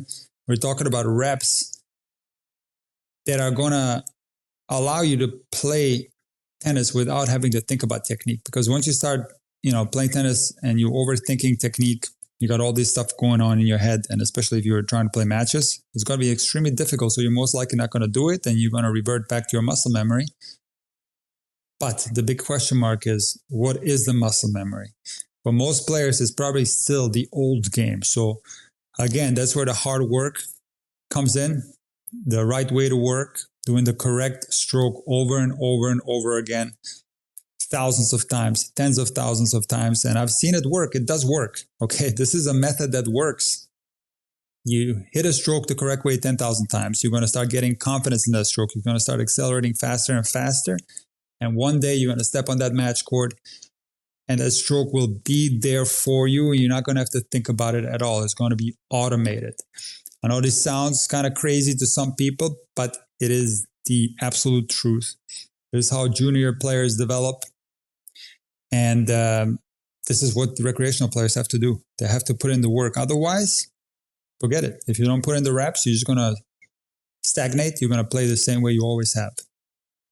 Yeah, it's about, what you did from a young age. And yeah, there was a period I remember where I was waking up somewhat early at least, and every morning, practicing my serve because I had a issue with a racket drop, and I was actually, improving. But then there was a period where, I stopped doing that, and then when I was serving, then regressed again. So it really I want to just highlight, how important the consistency is. That saying where if you improve 1% each day, then you'll have improved like 37 times by the end of 1 year, things like that. So, right. Just a very important message. And then, so I guess going back to like the issues with like playing matches, would you suggest if somebody is making a big technical change, should they should they stop playing matches, or is it still okay that where, they're doing practicing a ton of reps and they'll play the match, maybe a little bit regression if it's a critical points or something, and then they go back to practicing and then it'll eventually get better? Like what do you think is best? Well, matches are important because they're the ultimate test. So you do want to test yourself and see where you're at, and ideally record yourself so you can see it as well. Yeah. But I always tell this story of when I used to coach high-level juniors down here in Southeast Florida, and something that I would see very often was I would train Monday to Friday with the juniors, and they would be doing really well. Then they would go off and play a ton of matches at a tournament over the weekend, and they would come back either Monday or Tuesday, and they'll be playing worse. And what I attribute that to is the fact that their muscle memory wasn't set yet. They were still playing tennis their old way, their intuitive way. So when that happens, it's kind of a difficult thing because some kids or some recreational players really thrive on match play. They enjoy the social aspect of playing tournaments and being in that atmosphere. So you don't necessarily want to deprive someone from that, but I do think that if players are aware that this can stagnate their game, maybe reduce it a little bit. Or if somebody doesn't care, then, reduce it completely and don't play any tournaments for like a month, let's say, and just put a block of training for 1 month and let's just see what happens in a month. You can accomplish a lot in a month. Yeah. So, it's kind of a complicated thing. It depends on the individual. Excuse me. So I'm getting bombarded over here. Hold on. Okay. It depends on the individual. And it's hard to make that choice because, see, the tricky thing is like if you tell a kid who loves playing tournaments and thrives on playing tournaments, we're not playing any tournaments for 2 months, that could actually make the kid worse. And the kid might lose motivation and might lose the passion for the game. So we have to be very careful. But the simple answer to your question is yes, 100%. You play a ton of matches the wrong way, you're only going to further ingrain the old muscle memory. And the new muscle memory is not going to have any chance to kick in. So within that truth, you have to find a way around it to make it work for each individual player. Yeah, no, definitely agree with that. So in terms of, you were talking about the serve a bit, I just want to dig into that a bit because it's, everybody, I was just going on like a Reddit tennis forum the other day and like all the questions are about serves and that's usually what you get. So, and you have a lot of great videos on that, obviously, which everyone should check out on your YouTube channel. But a few questions about technique on the serve. So I guess first off, what is the biggest power leak in your experience that you've seen on the serve that people make that mistake? Or if there's a couple, let's see, you could the biggest power leak. Yeah. The biggest mistake, you think? I would say, like, if I just take myself as an example, this is an easy experiment that everybody can do. So some people say, like, if you don't use the lower half of your body is the biggest power leak. So I did make a video where I served from a chair. Was there a power leak? Yes. But did it feel like a huge one? Not really. I was still able to swing super fast. Okay, then you could say, oh, what about rotation? What if you don't rotate, if you just stay sideways and you just completely lock your arm and try to go hard forward? What would happen then? And does that take power away? Absolutely, it does take power away. That's the reason why the kick serve is the slowest serve out of them all, because it doesn't involve a lot of rotation. But it's not that big, right? It doesn't feel like a huge power loss. Then you can say, okay, what about the vertical lift, right? Like the cartwheel and all that. So I did a video on that where I blocked my cartwheel. And it did feel a little bit more of a power leak than the other two things I mentioned. But still, I could still rip it pretty hard. So to me, like, what will take power away the most, if you break the momentum of the racket. So if you get rid of the loop of the racket, where the racket comes in, out, up. When you get rid of that, in other words, if you serve with a waiter serve, so if I force myself, which by the way is extremely difficult, I've tried many times to serve with a waiter serve. I can't, my racket just drops no matter what, but I had to force myself to serve with a waiter serve.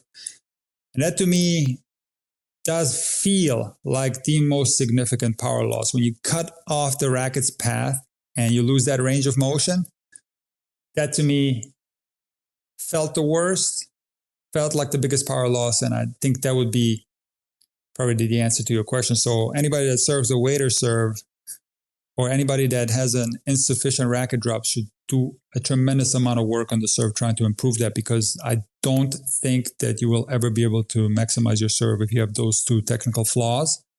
And if you take a look at the high level, you will not find anyone except Madison Brangle, who suffers from a chronic shoulder injury, that doesn't have a full racket drop.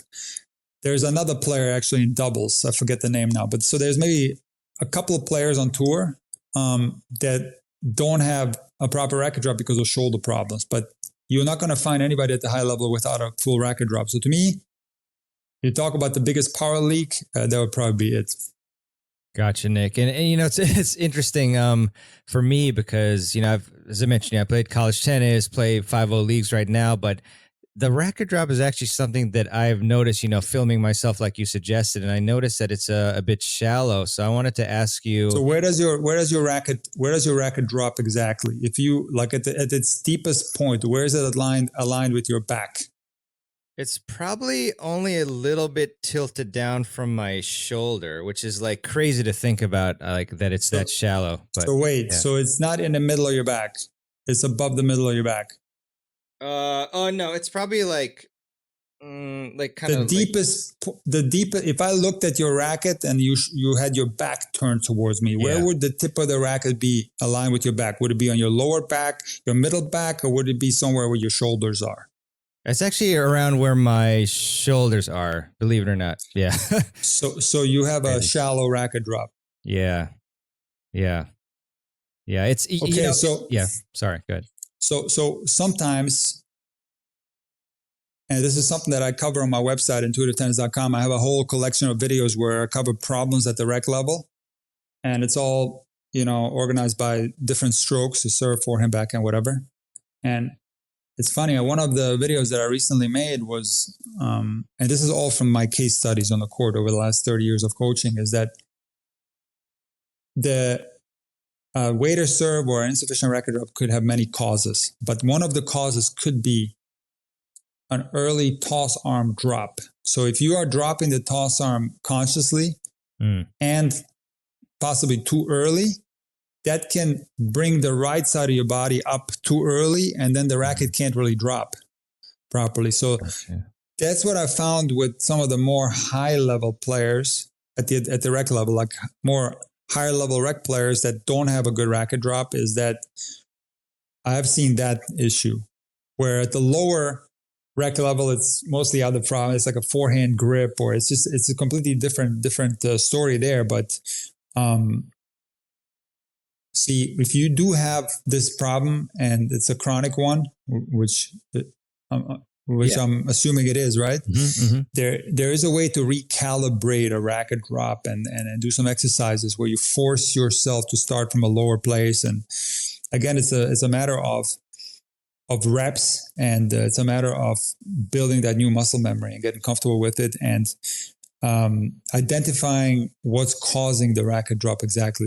That's going to be the most helpful thing when you figure out why it is that you are shallowing out your racket drop, Yeah, thanks, Nick. Yeah, this is a really interesting study case, because like for example, like my forehand, it's very free flowing, like whippy, things like that. But then like on the serve, like I don't know, it might be a combination of things, but also I think I've had just so many reps where like, I'm thinking like I second serve, like want to get it in, things like that. So I'm like, kind of swinging more with my arm a bit and then not coordinating like that. Because, Rick Macy is saying, obviously, that you want to time the pushing up of your legs with the racket drop. Well, that's true, because the opposite of that would be a racket drop leak. So if you get into the racket drop prior to, see, I don't teach pushing of the legs. This is where my methodology differs from Macy's, but I call this more a straightening of the entire body. It's not really a jump. The entire body straightens. But if you look at the legs, like when the knees start to straighten, that's when you start unloading. And if you see that the racket's already in the racket drop prior to that happening with your knees, you have a racket drop leak. Yeah. Which is not necessarily correlated with a shallow racket drop, because you'll see a racket drop leak even at not so much on the ATP, but you'll see it on the WTA tour, even very highly ranked players. But let me ask you a more specific question. So you're saying that you are not really trusting your second serve. So is there a difference in racket drop depth between your first and second serve? I'm trying to remember the videos I've been watching of myself. I think there's a little bit more of a drop for the second serve than my first serve. A little bit. So there's more of a drop on the second serve than the first serve, which makes absolutely no sense, right? Because you said that you're hitting the second serve slower.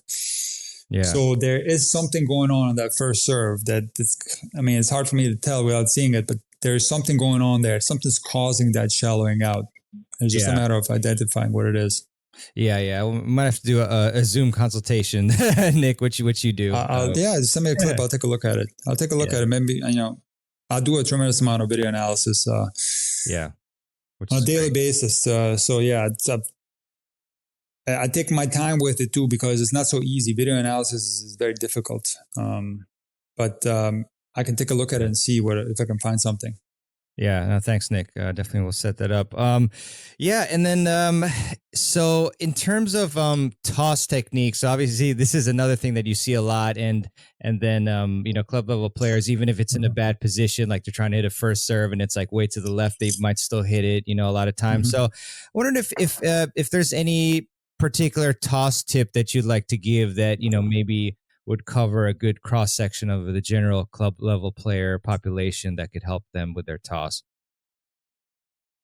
Look, unfortunately, the toss is one of the most complex movements in tennis. In fact, it is so complex that even elite level players struggle with it. Now think about that. Elite level players struggle with the toss. So don't be surprised that a lot of rec level players struggle with the toss. I struggle with my toss sometimes, and it's a constant battle because you're not guaranteed to have a perfect toss every time. It's a constant battle. One of the most difficult things about the toss is the fact that you are doing two separate actions with your left hand and your right hand. I compare this to a non-musician trying to drum.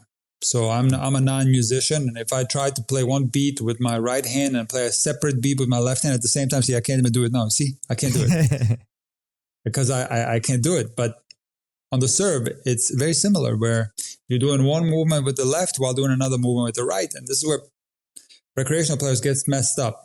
That is probably the most common error at the lowest recreational level is the sinking of the arms, where usually they are wild in the very beginning portion of that movement and they have absolutely no control over that toss. So the sink is the biggest issue. As we get into the more advanced recreational levels, we're going to see more intricate problems, toss release, toss tempo, toss arm structure, toss arm positioning prior to the release, toss arm positioning after the release, hand positioning at the release, and after the release, how are you placing the ball in your hand? It gets very complicated and it gets very complex when we get to more advanced recreational players. But if you're asking me like what do general lower level rec players do wrong in the toss, they're just simply too wild and they have absolutely no control over the toss. Yeah, makes sense there, Nick. So, obviously the synchronization of the arms is tough.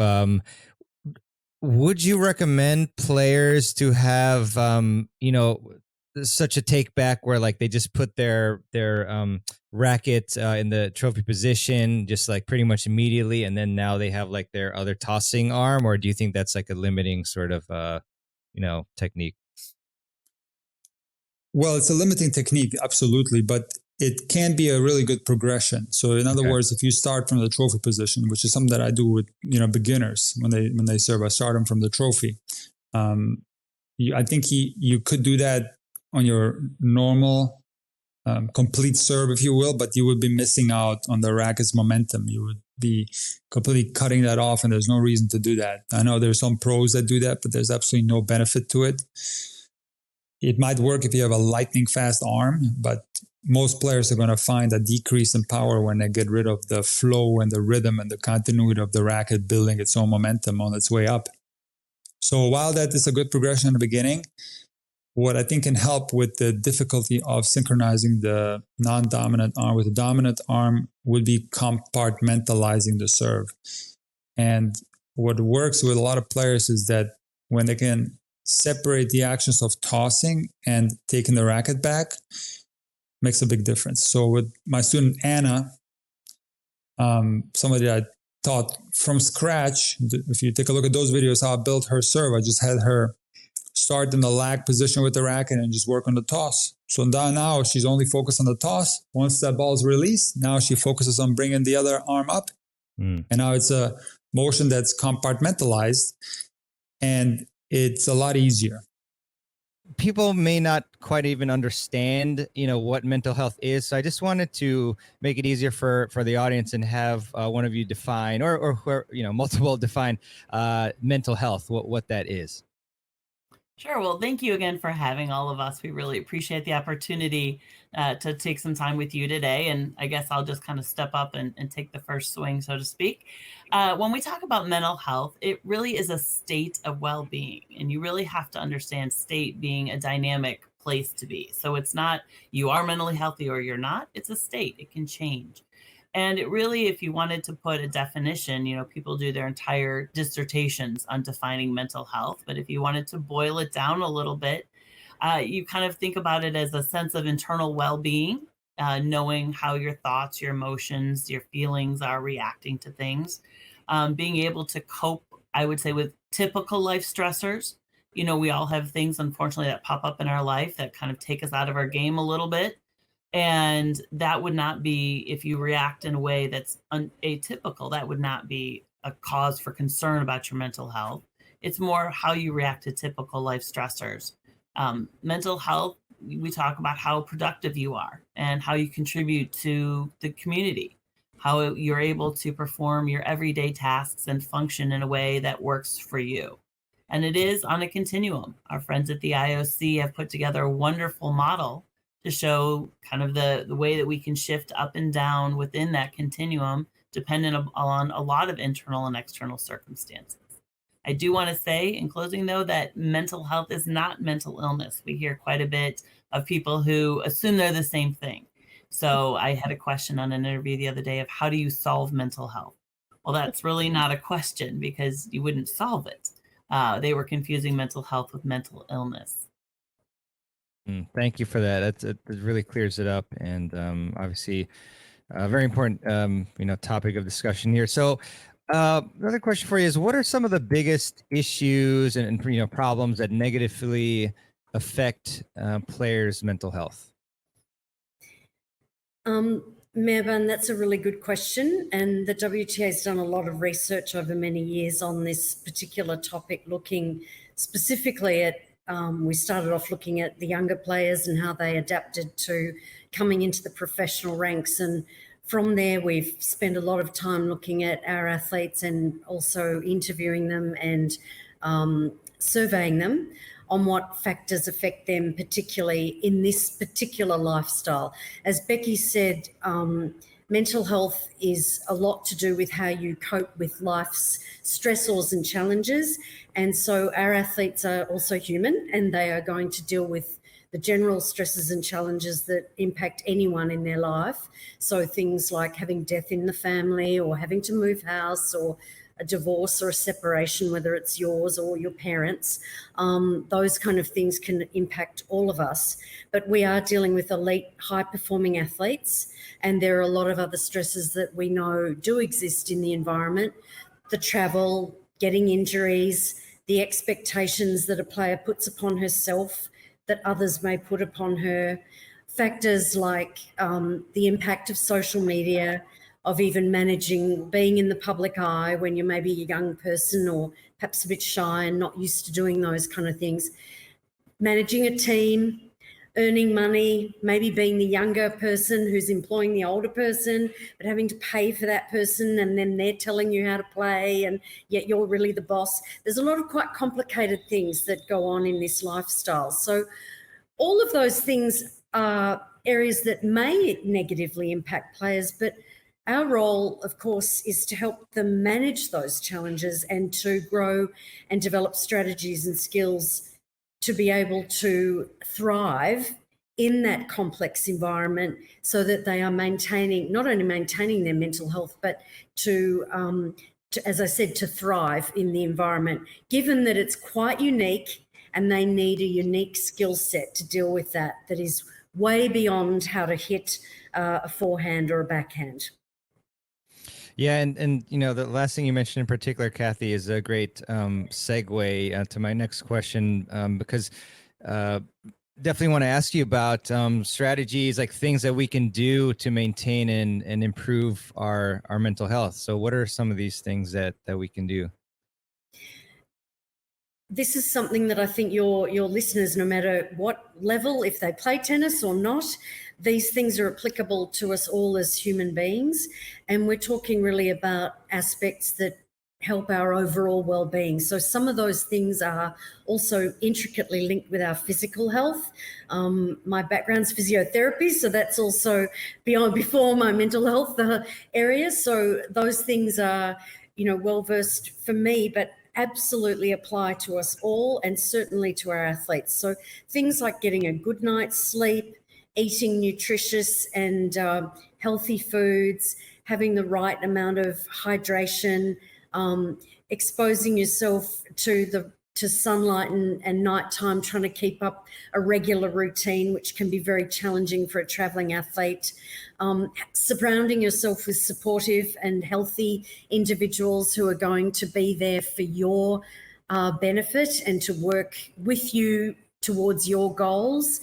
Those are the kind of things that are going to help someone improve their mental health. Also, there are other things that people can learn to do, like how to think about their thinking, about their attitudes towards things that happen in life. And you can drill down into some quite specific things which we have to do in our jobs to help an individual actually really crystallize what it is for her that's going to improve her capacity to cope. Yeah, that's great stuff. Appreciate it, Kathy. In terms of sleep and nutrition, I always have follow-up questions in my head. I was wondering, in terms of sleep, is there a particular range of hours that you will always suggest to your elite athletes, the WTA athletes? And then also on the nutrition front, is there any particular foods that just instantaneously improve mood or anything like that? I'm just curious about those aspects. Wouldn't that be fabulous? If yes, it would be. Take a nutritious pill that gave us the edge, then everyone would be on it.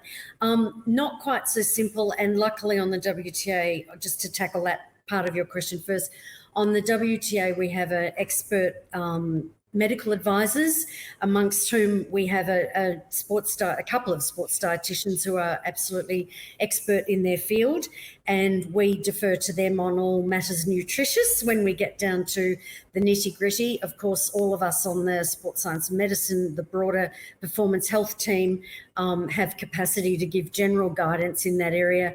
But if a player was needing more specific assistance, we would defer to our sports dietitians.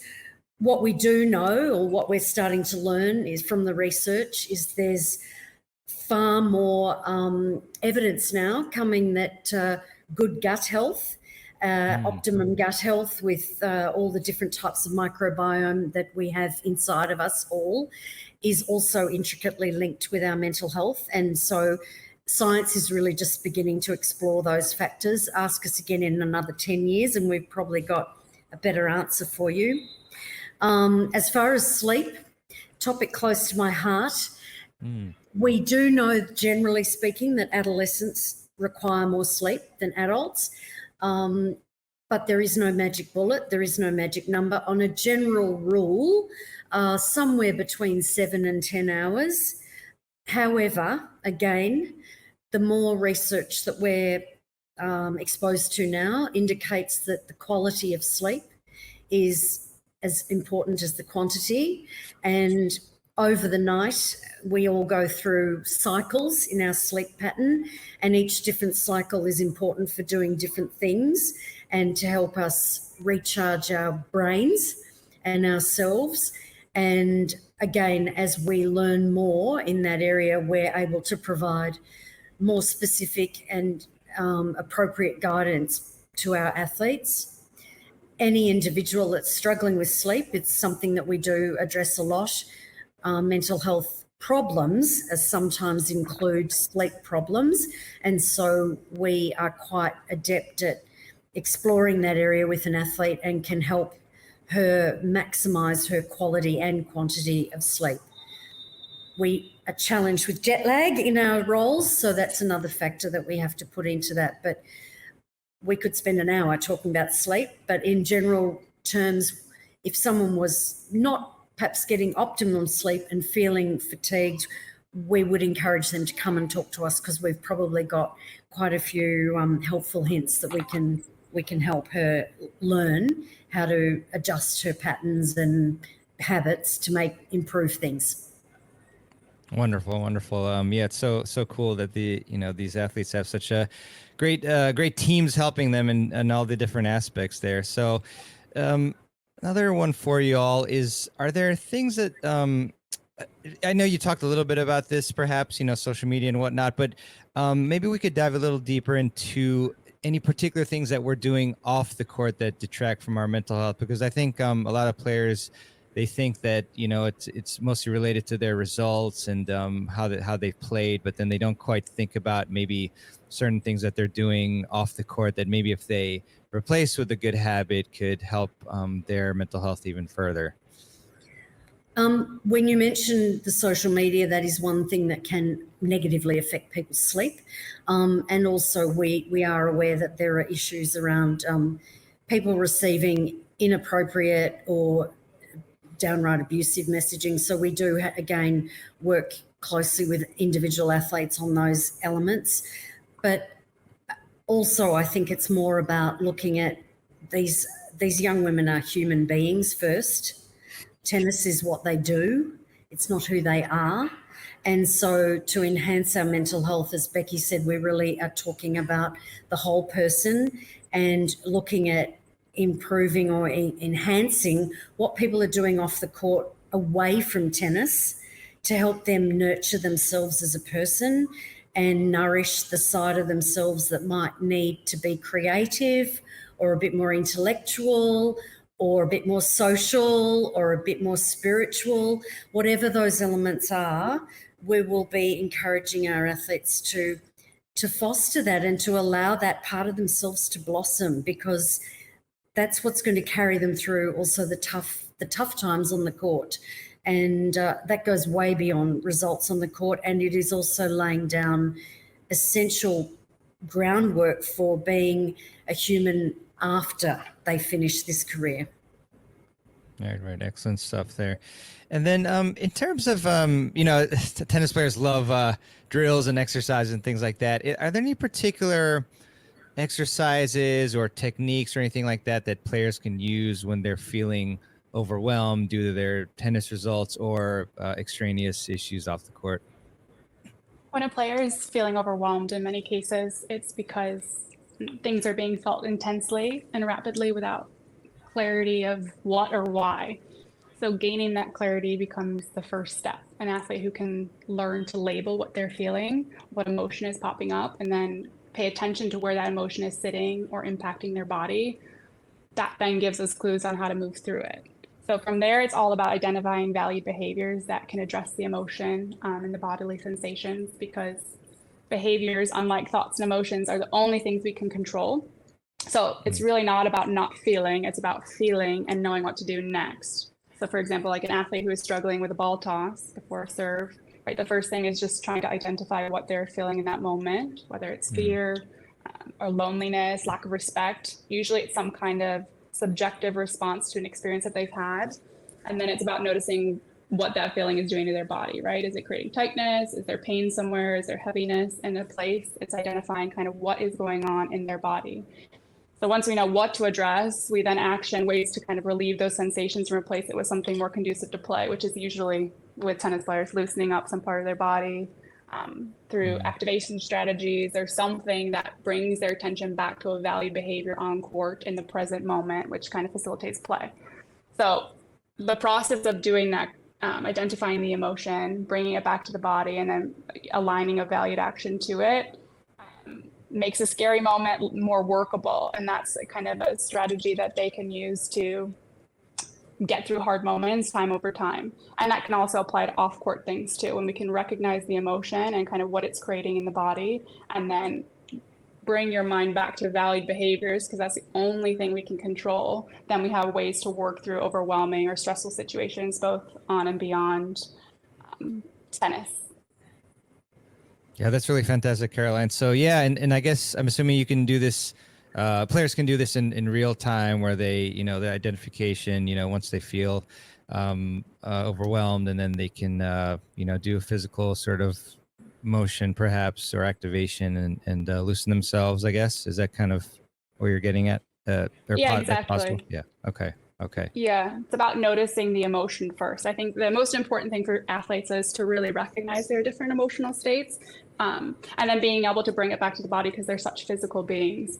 But with the notion of we accept whatever we're feeling and then bring it back to valued behaviors, because in the end, we can never control emotions. We can never control our cognitions. The only thing we have control over moment by moment, whether it's on court or in their daily lives at the hotel, transportation, you know, delayed flights, is the ability to come back and what's next. We feel something, we recognize it, and then bring yourself back to what can you do in this moment, which can apply to a lot of life stressors. Gotcha. That's very cool. In terms of for the players that the experts that they're using, I mean, is this, do some of them, I guess, do most of them come to you all, or do they kind of get this help from their coach, or how does that exactly work out in terms of like, when they have mental health issues, like who do they go to? It's a great question. Our athletes, their mental health is a subjective experience. So we really empower the athletes to come to us if they're willing and ready, or find a sourced, like licensed qualified mental health care professional. Obviously, sport knowledge is important. And because we live and travel on tour with the athletes, there's a certain sense of empathy that our clinicians on our mental health and performance team bring to the lifestyle and kind of what goes on tour. But we also completely respect the athletes that might add a team member directly onto their team or from their home country with more, access when they're back home in training.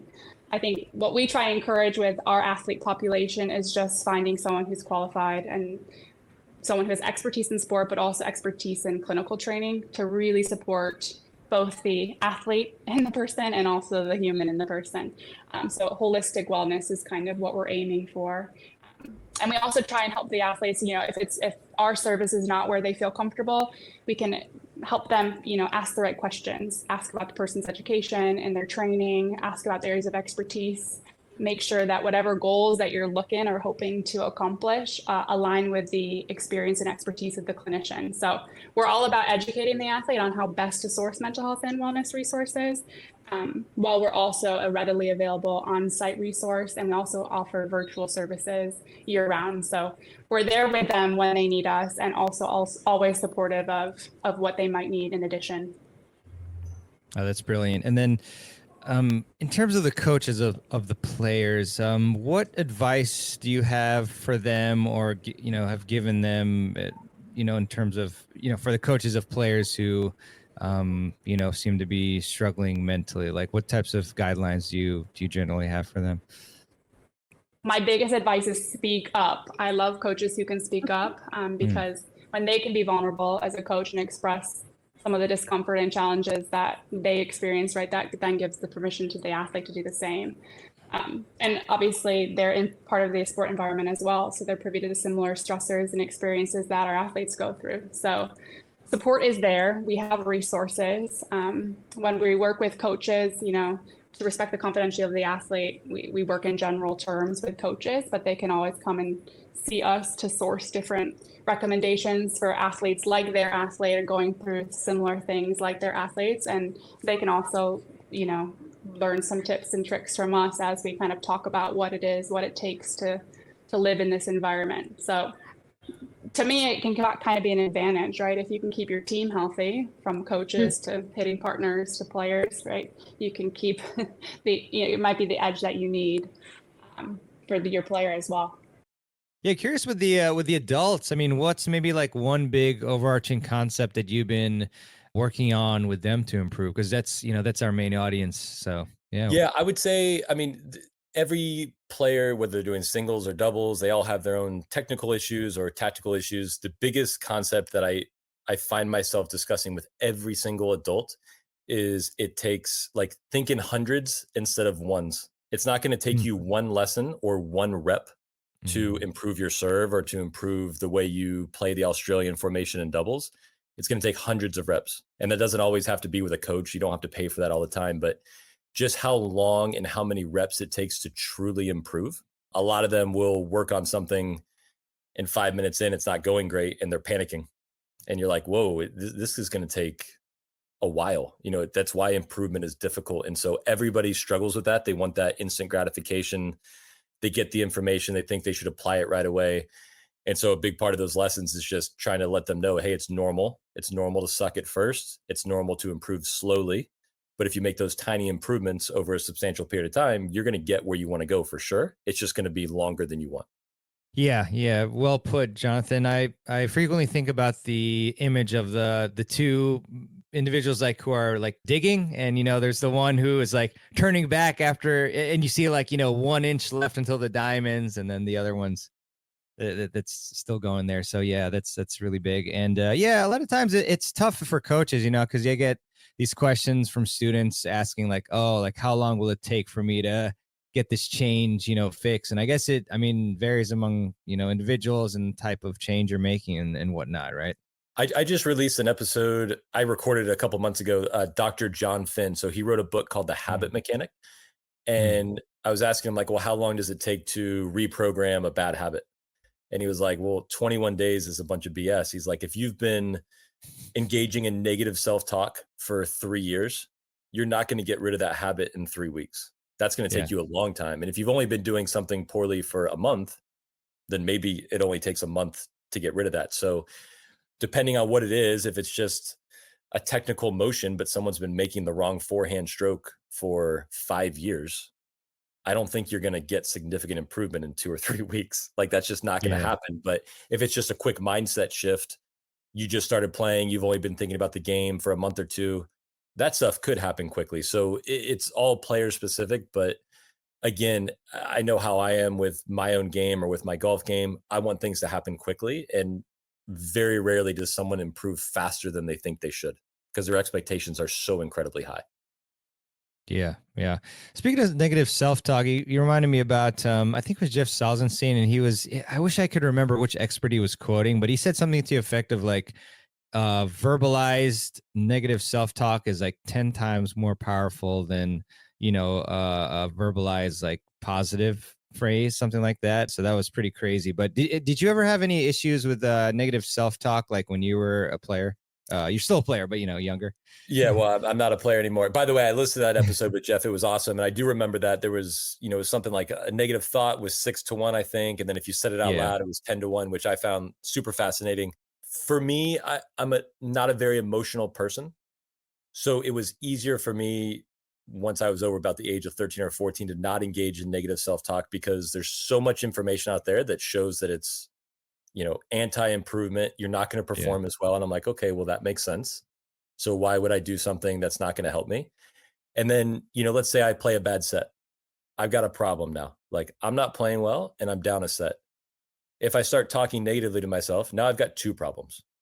Like why do I want to add issues to what's going on? I want to eliminate issues. So my attitude, I can control it. I go, cool, that's never going to be a problem for me in a match. My forehand might be an issue. My conditioning might be an issue, but something that I can easily control, I'm not going to let that be my downfall. So like I said, I know it's easier for me. That's a very pragmatic way of looking at it, but I've never understood, when someone misses a ball and then throws the racket, I'm like, you lost the point and now you have a cracked racket. Like nothing got fixed by throwing that racket. You know what I mean? And so just looking at it pragmatically like that and realizing I just want to take actions that help my own game or help my students' games, it makes it pretty simple to not engage in negative self-talk. Yeah, 100%, Jonathan. I've been reading this book called Awareness by Anthony DeMello. I think I posted it like once or twice on IG. But yeah, it talks about how we're responsible for our own reactions. It's like there's a stimulus put out there, right? But then it's up to you. Like you can feel bad about it, or you can take it in a different way and feel positive. So it's really like your fault, in a sense, like for your reaction. You're responsible for it. So yeah, I mean, so what do you when you're coaching your students and you hear the negative self-talk pop up, like what's your approach to helping with that? So the number one thing that I find leads to that negative self-talk is like expectations that are out of whack. So they think they should serve 75%. Okay, well, if that's what you think is going to happen on your first serve, then you're going to think you stink every day. Like I can understand why you would be frustrated. Or if you thought you were never going to miss a forehand, I got news for you. It's probably going to happen in like the first 5 points. So you're already going to be going, what's going on? So a big thing is getting them to understand the percentages, getting them to know what amount of missing is normal, what amount of winners are normal. And so that their expectations are aligned with reality. That's number one. And then number 2 is we just like, honestly, we might go for a couple of weeks with players who have a hard time with it. We might say, you can still be as negative as you want. It's just every time you win a point, you have to do something positive. Let's just start balancing it out. Let's just go there. Like you don't have to eliminate negative, but you have to do both for a while. And they'll do both. And after a while, they start getting tired because after every point, you're doing something. It's like Right. exhausting. It's exhausting to Yes. pump your Yeah. fist and then scream. It's like, and they eventually just get to the point where they're kind of like a baby who's been crying for a while. They're like, it's just easier to do nothing. And you go, awesome. That's great. Nothing is fine. And then over time, eventually, hopefully they're seeing the benefits of being positive. So it was funny. We had a story at Duke. This was like 10 years ago. And obviously energy in doubles is a massive thing. And so we're always talking to our guys, hey, you know, jog in and out of points, pump your fists, say, come on a couple times, like get yourself going. And this team was down 5-0 in practice. It was like an inter squad scrimmage. They're down 5-0 and their energy was really poor. And I'm like, man, you know, we got to pick that up. Like that's the number one thing before tennis. And they're like, oh, Stokey, it's not about that. Like we're serving bad. I'm like, okay, but you have this controllable thing that you could do. And they, typical 19 to 22-year-old guys, they got super sarcastic with it and started screaming, come on, like so, like just being like so over the top. And they came back and won 7-5. Oh, wow. And at like 5-3, at like 5-3, I could see one of them kind of give me a look like, damn, like he's kind of right about this a little bit. Like they were totally doing it just to rub it in my face. And they actually started playing better. They had more energy. And so I think everybody has that little light bulb moment where they go, man, if I fuel myself with really positive thoughts, it's impossible to hurt my own game. And it's very, very likely I'll perform closer to my best. So why not do it? But yeah, just to answer your question again, the initial part is we have them do both. We just say add positive, and then we find that eventually they kind of remove the negativity on their own. Yeah, that's really nice. Great stuff.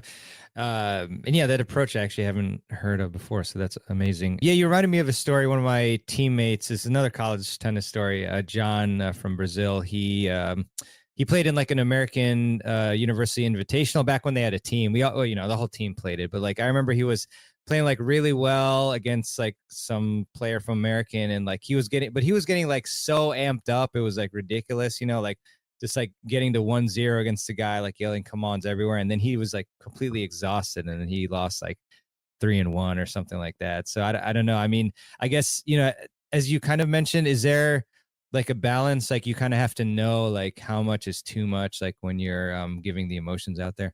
I think just like anything, it's so personal. So Yeah. I'm super stoic. I was super calm. You know, if I ever hit an incredible shot on an important point, I would maybe like shake my racket. Oh, Like wow. that was the That's it. extent of the positive emotion you're going to get from me. I don't know that Nice. I ever said come on out loud. Oh, wow. Yeah, I know. If I could go back in time, that's something I would probably do a little differently. I'd do it a little bit more, but I'm never going to be Rafa, you know? And actually, Yeah. I spoke to Rajiv Ram 2 days ago. Nice. I'll be releasing his episode in a week or two, but Sweet. he was telling me, because growing up, we were both super quiet. And now I see him in these matches. I watched him at the Open this year, and he's like going nuts. Yeah. He's like, hey, I had a hard time, but I realized I play a little better. But he's like, my partner plays a lot better when I'm really fired up. So he's like, I just learned to get out of my comfort zone. I did it for a couple months. Now it's not that big a deal for me, and everybody plays better. So it's just like a muscle. You can get it stronger. If you do it more, you get less tired. But there is some type of individual personality trait that could, you know, maybe limit, are you going to be a Rafa, or are you going to be like a little bit more of like a calmer, like a Sinner type person? Right. Awesome. And then also kind of building upon another point you made earlier, you know, errors. And, you know, as a lot of us know, like with Craig O'Shaughnessy's data, it's like, what is it? 77% of points end in errors. And we should be knowing that, you know, before we get frustrated with missing a couple forehands. But, you know, you made a really nice Instagram post, and, you know, we'll link to that as well, but like about making people miss, basically producing errors. And so there's different, you know, ways you can do that, obviously. So I thought maybe we would kind of talk more in depth than Instagram will allow, generally speaking, for those posts. So yeah, I mean, maybe tell us about, you know, some of these different strategies, and then we can kind of delve deeper into them. So Craig is famous. He kind of listed 8 ways to make an error, and I always simplify that to even 5 more for kind of like my super recreational amateur players. So he talks about using your pace, which could be fast or slow. He talks about using direction, you know, moving someone off the court, or honestly hitting down the middle too and jamming someone, but the direction of the ball, hitting deep. So depth. So you could either hit deep or short. You can mess with the height, right? You can hit very high or very low, and then you can mess with the spin. You can be mixing the spins, adding a ton of spin, taking spin off. Those are 5 very simple ways that he has described, which is great, where if you can do one of those, that's awesome. If you can do two at the same time, you might be able to get a short ball. If you can do three of those things at the same time, you might generate an error, right? And super simple way of looking at it. What I what I find is if I ask any player, I'll list those out and I'll say, which two do you use or do you like to use? They will always say pace and angle. Oh, really? Oh, not me. Not me. Good. Well, that's because you're smart because you've been hosting a podcast for a couple of years. Yeah. They'll all go, oh, I hit pretty fast and I can run them off the court. And like you will hit more winners that way for sure, using pace and using angle. But also that's the riskiest for you. Yeah. If I said $1 million, can you make a forehand? I guarantee you wouldn't hit it fast. You'd hit it slow because you make more balls when you hit slower, and you would probably aim more to the middle. So those two are good ways to make someone miss. Generally speaking, I use those two as my last for players. I go, let's hit high with spin and deep. That's and mine. Realize, you're going to be consistent, which by the way is one of his other ways to just making balls will make people miss. But high, heavy, deep is unbeatable. It's very difficult to hit high, heavy, and deep all the time. That's why you don't see people doing it. But that's a great goal where not only will you be consistent yourself, but that's a challenging ball that your opponent will miss or give you a short ball. And then when it's short, you can use a little pace, you can use a little direction, and it's less risky. Yeah, love that. Love that. So yeah, as I mentioned, for me, I like spin and depth the most. Yeah, and so I guess is that what you would also recommend for amateurs? Like, are there a couple combos that are like the easiest, for them, like 3-0 to 4-5? Yeah, I would definitely. It's funny because I would say 99% of what I coach, I would coach the number one guy at Duke that I had, who at one point was number one in the country, great player, and the same way I coach a 3-0 adult. Like to me, it's all like all these issues, the issues that I hear from a 3-0, the mindset, the struggle with tactics is the same conversations I had with guys at Duke. And I know people don't, it's like I said, 99%, there's 1% that's a little different, but like most of the stuff carries over. We talked about this at Duke, like hit high, heavy. We didn't tell guys just rip the hell out of the ball and let's go for incredible angle. Like we have to do so much. A lot of times it was like, hey, let's play simple. Let's play discipline. Let's hit high, heavy, and deep. And that guy on the other side of the net is dying to lose to you. He's going to do stupid shots. He's going to get undisciplined. He's going to get tight. He's going to do all these things because every player I've ever coached does those things. And some of them do it a lot and some of them only do it a little bit. And so, yeah, if I'm coaching a 3-0 or an adult, I'm going, hey, high, deep with some spin. And by the way, if you don't hit it deep, it's all good. Like they're not going to hit a winner. They're not. They don't. That's why O'Shaughnessy says what 25% winners divided by two players. It's just not a way to lose a match. And so once you kind of accept that and you get very, very simple, is when you make your biggest gains as a player. Gotcha. And then, yeah, I mean, in terms of directions, I know you said obviously we don't want to like go for extremes, but like, do you have any preference in terms of where we're directing the ball to? Yeah. So. Craig's famous for breaking up the court into A, B, C, and D. A is the outer half of the deuce. B is the inner half of the deuce. C is the inner half of the ad. D is the wider half of the ad. So generally speaking, we'll do some drills for people to help them understand, but we all have big egos as tennis players. So we all make this subconscious assumption that we're going to hit the ball where we aim. And we don't. And we know that because Novak hits 30 balls in the net every match. And I'm guaranteeing you he wasn't aiming in the net, which means Novak Djokovic hits lower than he thinks, 20, 30 times a match. And he hits wider than he thinks 10, 15 times a match, right? And we're not Novak. So think about what we do. So A, B, C, and D, I want to say they're 6 3/4 feet wide. And so we'll just feed balls to people and say, hey, can you hit it in letter B 5 times in a row? And most of the time they can't. They'll accidentally hit an A or they're accidentally hitting C. So what I like people to do is to aim for B and C. You can aim on the outer edge of that if you'd like. That's fine, depending on the ball. And what will happen is you'll hit B and C sometimes. You'll accidentally hit into A or D sometimes. And by the way, hitting to A and D is awesome. That's great. I like it when it's an accident because if you're aiming at A and you pull it, now you've missed a ball wide and that point is over. If I aim to B and I hit it in B, I'm alive. It's a great shot. If I pull it and hit it to A, wow, that's even better. If I catch it late and hit it to C, I'm still alive. Like I've got three good options there if I'm aiming to B and C. And I think especially at the lower levels, we know control is not great. So just because you say you're aiming down the middle of the court, I've watched warm-ups. That ball's going everywhere. But so people always go, well, I don't want to hit to B and C. I don't want to just hit down the middle. And I always say, don't worry about it. You're not going to hit it there. Like Right. the control's not that. You're going to hit it everywhere, but it'll be a more efficient, higher percentage way to play. So I'm a big B and C guy. Love that. Love that. And then in terms of the spin, I mean, obviously we have our strengths and weaknesses and whatnot. Like, how do you like players to like vary it quite a bit, like hit some spin, hit some top spin, hit some slice, all that? Or, I mean, what are any other thoughts on that particular category? Yeah, I mean, it's a huge advantage if you have a slice that you like, that you can rely on, whether that's a forehand or a backhand.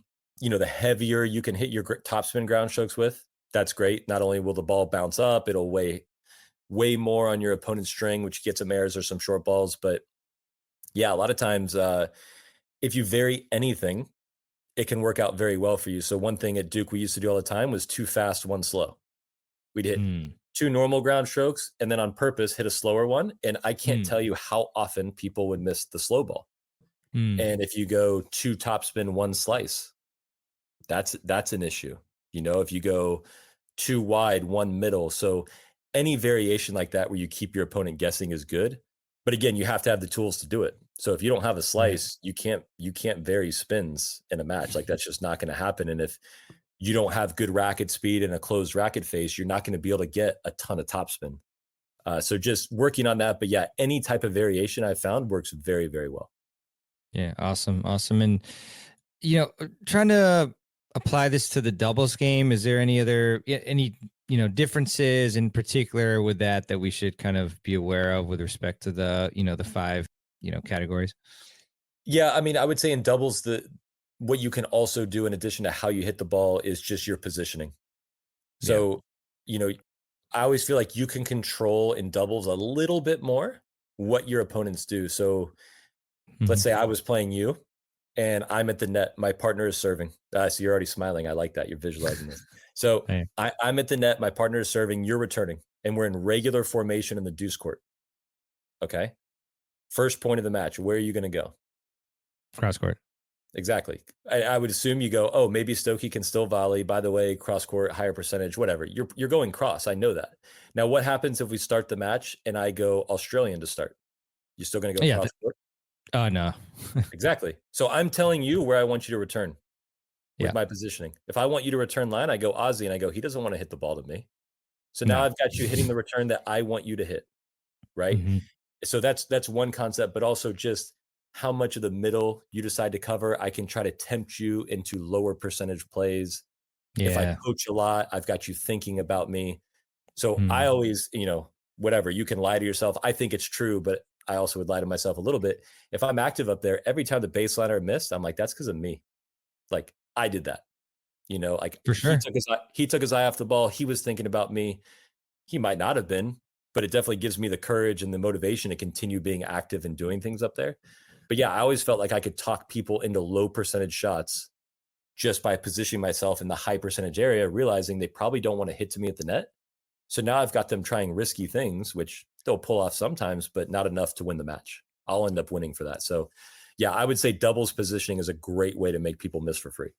Definitely, man. I mean, when I'm at the baseline in doubles and I'm hitting against a high level net player, like I can like feel and even like slightly kind of see them like moving. It's not great, Then you last minute you're like, oh, I really gotta pull this a little wider, and then you'll miss sometimes. And then also on the return, that's the number one problem. Like my partner will tell me like, oh, I was distracted by the net player. And that'll happen to me too. Sometimes I'll try to remember to try to pick my spot, and just go for it. Like when I'm returning, otherwise you're going to get distracted by the net player. So on the flip side though, if I was the baseliner and you were super active at the net before the point, I might talk to my partner and go, hey, I'm going down the line because he's moving all the time. Fine. You make your decision, but I would also be careful to assume that person's going to hit a volley winner. So you get distracted by the net player. Look, if he poaches on me, that means he gets a volley. He's still got to put it away. Yeah. Like that's not easy. If he comes back to my side, I'm going to get it. If he goes to my partner, like they have a chance at a reflex, or maybe I can track that ball down behind him. But there's always this assumption that if that net player gets the ball, they're going to hit a winner. And so people go for True. more and they miss. And so that's why when you're at the net, use that to your advantage. But if you're at the baseline, just go, it's okay if they hit a winner. Like they'll do it sometimes, but just because they get the volley doesn't mean the point's over. And that will help you be more solid from the baseline. You know, I do want this, obviously, this podcast to be very helpful for folks in terms of like finding the right racket. And so we're going to get into that first, I think. So like, what is your process, Jonas, of from step 0, I guess, or whatever, step 1, like what is the first step you do to like figure out the right racket for you? And then obviously you can go on to the other steps.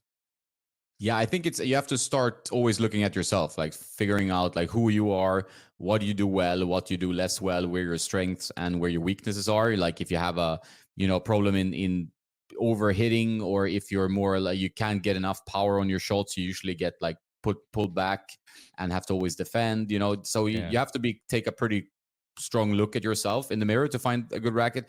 I always recommend people to record themselves. I've been doing it for many years through my YouTube channel and stuff. It's sometimes gruesome watching and you're not going to like what you see, but it's also a way to improve, not only with the racket, but also kind of in your technique and your movement, and you're seeing what's going wrong. If your opponent allows, maybe you play like tournament or league matches, you can record yourself in the match. And then you can look back and say, oh, what was I doing at like 30-40, in 3 service games, I made the same mistake and so on. So kind of based on your, level, of course, like you shouldn't use too much of an advanced racket, but you also have to ask yourself, I think, first of all, like, why do you play tennis? So if you play tennis to win matches, to be competitive and to improve, the racket should ideally help you a bit, like unless you're a pro that needs ultimate control and you need to play with a pretty heavy frame. I think a lot of players that play tennis for a while, but they're not on like such a high level, I think they're using quite difficult rackets. So then modern rackets, 100 square inch or even larger head sizes is the way to go, But if you're an advanced player that require control and feel, then it's more of a difficult process to get like you accustomed to the feel. Because what we talked about before we started recording as well is like, if you have a racket you really like and you like the feel of it, you like how it, impacts the ball and everything, it's quite tough even with an updated model to find that exact thing you're looking for. So sometimes it's tough to make a change, and you see that with rec players, you see that with pros, So, but I think you start looking at yourself. Do I need more power? Go bigger head size. Go for something more forgiving, or do you really like the old school, more control rackets? Then there's definitely lots of choose from there. So the problem is obviously the choice in the marketplace, because whatever player you are, you're going to have a jungle to wade through in terms of all the types of rackets you like, or want to try. Freaking jungle, man. I've gone through, I think, like 12 so far and haven't decided yet. But yeah, a lot of follow-ups from that. Great info, Jonas. I mean, the first one, which one should I pick? Probably let's go with, you mentioned the recording. So just a quick like detour, I guess. Like that is so important. And I record myself, and I, like you said, I find things that I didn't think was, I do incorrectly. And it's so insightful. What do you use to record? I just used my iPhone. Like I have 2 iPhones. I have one for phone calls and one for like tennis recording. So it's been working well. I think you can be very picky and use like a 4K camera and stuff. I've tried it in the past, but it's also if the ball hits it or it falls because of the windy conditions or something, it's going to be more expensive and it's going to break easier than an iPhone. An iPhone can actually take a fall, so that also helps, and it records awesome quality, and you can use it to call. So there's a lot of things that is good there, but you can use a GoPro as well. I probably there's a bit cheaper alternative, or whatever smartphone that has recording. And if you don't want to edit your videos, you can use kind of Swing Vision, which is a tool that kind of cuts out. I mean, it does many things. You can analyze like your speed and stuff, but it cuts out the dead time. So you don't have to sit there. And if you play a match, you like have to actually edit out all the walking and picking up the balls and swearing or whatever is happening in between the points, So there are things that you can make it pretty easy. So you always make sure to record your sessions. And I think I can really recommend that to anyone, really. Yeah, 100%. Love that. And then like to prop your phone up, are you using like some sort of tripod or something that attached to the fence or something? Yeah, you can use like a fence mount, depending if there's a fence there. I guess in the US, there's a lot of like always a fence around the tennis court. I've lived in Malta in south of, Europe. And now I live in Spain, south of Spain. And it's not always like a proper fence where you can actually mount it on the fence. So then I always bring a tripod. And get a semi-sturdy one. I mean, you can get a cheap like Amazon Basics one, which I have. Sure. I have too. That's easy to pack in the bag. You just put it up. People will ask you why you're filming, but that's a part of the game. You know, you always get that like, oh, what are you filming? What are you doing? And you know, so it's you're gonna get that question, but otherwise, it's great way to record. Yeah, awesome, Jonas. And then before I ask you about this, like the next step, you did mention, you know, that a lot of people are using rackets that are too heavy for them. You know, you're just like a 4-0 and you're using the Federer heaviest one or whatever frame. So yeah, well, what are some of the biggest racket mistakes that like you're looking around and seeing people make? Yeah, I think it's partly using a racket that's too demanding. Like I see people who they know maybe that if you add lead tape, like weight, it could be tungsten tape or lead tape to a racket, it's going to increase power and stability.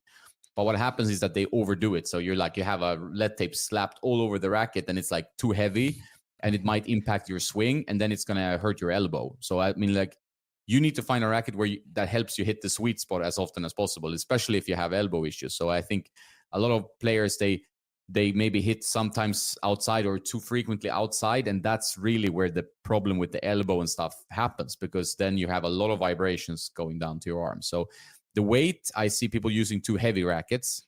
In some cases, there can be also too light, that you're never progressing up to a slightly heavier racket. You're using maybe 270 grams, which is kind of like the ultra light racket type. And you have no stability, you know, no power really, and no stability on the ball. And that can also be bad for your game, right? So the weight is something I see quite a lot, you know, that people use the wrong weight. Then the second one, which is more related to strings, is that they string the racket too high. So old tensions like from the 90s used to be that everybody play with like a softer string, multi-filament or gut. And they know that to get control with that, you need to string like 60 pounds, 62 pounds, or even more. And in this case, when you're using now modern polyester strings, which has a lot more give and a lot more resilience, you can go down really low. You can go down to 25 pounds, as Manarino, one of the videos I made there, got pretty interesting because he plays with such a low tension. That's crazy. You get a lot of trampoline from the string bed, and if you can control it, it's great, but it's going to be tough. But if you're playing with 45 pounds, for example, that's still low and gives you a bit more bigger sweet spot, a bit more power, a bit more depth on your shots, and is a bit more forgiving on the arm as well. So I think a lot of players, they stick to that thought that they need to string very, very high tensions to get control. While I don't think that's always the best idea. You're seeing it with the pros, they're definitely going down. So I think also club level players should consider that, going down in tension. Yeah, no, it's such great advice. I started with like the 62 or so. I remember back in the day when I was using synthetic, and then, you know, as I got to poly, then I started with like maybe 55, 54. Now I'm down to like 50. So it definitely, it's helped to lower the tension and get more out of the string there, especially with the poly. So Jonas, so we've established what you've established. The first step is of finding a racket is to like really figure yourself out, you know, record yourself and see like, what might I need, you know, what's my game like. So then once we've thought all this out, maybe we've written it down or thought about it, like what's the next step that we should take? Yeah, so then hopefully you have an idea of who you are. So you know, like, okay, the level, obviously you should go and read articles on Tennis Nerd or other websites reviewing rackets. You know, that's there are many out there now, many reviewers testing rackets, but there should be some kind of range. Like, so if you know, like most players can play with 100 square inch racket. So there are mainly two popular head sizes today. It's like 98, which is the more control group. There are smaller ones still, like 95, but they're getting rarer and rarer. And for most people, nothing even to consider. So if you're a pretty advanced player or you like to go for control, no matter what your level, the 98 is the way to go, you know? And, but then with 100, it's such a wide variety. So there are rackets that fall in between that most players can use, like a Speed, for example, or a Blade 100. You know, those kind of rackets that it's not too powerful, not too spin oriented, where the ball just kicks up or has a lot of like launch on your shots. So you don't need to really go crazy and like try everything. But if you identify, for example, okay, I should probably play with a somewhat forgiving racket, but I don't want it too powerful, then you can go to your favorite retailer or your shop or whatever and hopefully get a demo, because everybody needs to try the racket. I really suggest you should, if you can, get 4 rackets from a demo program, Tennis Warehouse, whatever, and try them out, because otherwise it can be like you buy something and you're like, okay, this does not feel right. Depends a bit of how picky you are, but for some it might be like lead to this endless search, a complete jungle where you're like, you're never happy, because you try too much, and that's where you see a lot. Yeah, right here, this guy. Yeah, no, that's great stuff. In terms of the demoing now, so like, sorry for the beeps. So we've gotten our 3 or 4 demos. I think Tennis Warehouse might be 3, but yeah, whatever. So then we have the demos, and then what should we do now? Because like this is one step like where I have effed up before, where like I just took the rackets like as is and just like used them, and then then the next time I did, I said, wait a minute, maybe I should be thinking about like replacing the strings, like all the same strings and tension, whatnot. So like how should we do our best practices for demoing? Yeah, that's a good point, because like I think some demo programs, maybe it's not long enough, so you can't restring, but ideally you should test all rackets with the same string. So when I test rackets, since I've been testing hundreds and hundreds of rackets and strings, but I have maybe a few different strings that I know exactly how they will play in a certain racket. So I like your arms and muscle memory and the sensations are built up. But for general testing purposes, good to have the same setup, so that it's not the string that is like bad, or you're not used to it, or it's screwing something up, because the string is really half the racket, at least in terms of feel, performance, control, power. So if you have an old string, the racket might feel like a rocket launcher because it lost tension. Or if you have a string you're not enjoying, might be too stiff, then the racket feels stiff because the string is very stiff. So it's better to just have your string set up if you have time to do it. Maybe if you string yourself, or if you have a stringer that can say, hey, I want Hyper G or whatever, 50 pounds on all these or 3 rackets. Then you bring them to the court. Then I always urge people to only do 5 minutes per racket, because what I see a lot is like you pick it up, you play to hit 5 shots, you're like, no, I can't play with this. This is shit. and you need to actually, however painful, at least get an hour of hitting in. Preferably like maybe you do half an hour, which doesn't sound like a lot, and it's not a lot, but at least it gives you something. And then you do a half an hour the next day or the next time you play, because you might have a bad day, and then the racket is like, oh, everything is shit, But then the next day you have a great day. So you need to kind of evaluate also, how am I feeling? Is this kind of am I being somewhat objective here, or is it just very subjective reasoning, behind it? So I think try to eliminate as many variables as possible and give the racket time, because the problem with the demo period of 1 week is that sometimes it takes, a month to get used to a racket. So you need to have a little bit of like, I really like this racket, but I'm not playing perfectly with it, or I'm not like, perfectly in tune with it yet. Give it time, because it takes time to build up the muscle memory where you're connected to the racket. Sometimes you need to change the string, lower the tension, but usually you need that feeling to make a commitment to it of like, okay, I like this. If you don't have that feeling that you like it after half an hour, most likely you're not going to like it after 5 hours, I would say. Yeah. So there's so many rackets. You want that first feeling of like, wow, I like this. And then you see after that. Nice. With demo programs, I know now you get a lot of hookups, I imagine, like, you do such a great job and brands want to work with you. But like for the demo programs, like, do they allow extensions, like if you only have a week with 3 rackets, like, can you just say, hey, I'll extend it or something like that? I think so. Sometimes. Yeah. I think it depends maybe on how, heavy the demand is for a certain model. I mean, it depends, but that could be a way to go if you really like, okay, I want to try this. One way I built up over time so many hours with different rackets is like I've been buying lightly used rackets, testing them for as long as required, and then selling them again. I mean, it's a hassle. You have to actually like maybe go to the post office if you buy one like on eBay or a similar service. You try it, but then you have time with it, and you focus on the racket. It's not for me. Then you can sell it, and you're most likely not going to lose a lot of money, right? Like it's used rackets, lightly used rackets. They are, maybe $100, $120. If it's in very good condition, it's not like a really old racket. Sometimes you're luckier to have it cheaper. It could be a little bit more, but then you can sell it for 10% lower, or maybe the same, or maybe even higher if you're a good business guy, So I would say that's been my way of just testing so much. It's like, okay, I buy these 3 used, sometimes cheap rackets, and then I sell them on, or it's trade sometimes. I have been trading a lot of rackets. Like, oh, I didn't like this one. Maybe you will like this, So that's a way to actually test without having the kind of restrictions of the demo. Jonas, I think you should bundle your rackets with a free racket analysis and then 2x price. Boom. Yeah. Just kidding. Well, you could try. But that reminds me, of this one time, demoing it properly, you said, and giving it enough time at least. I remember one of the stupidest demos I ever did was shout out to my friend Luis. He has a V-Core.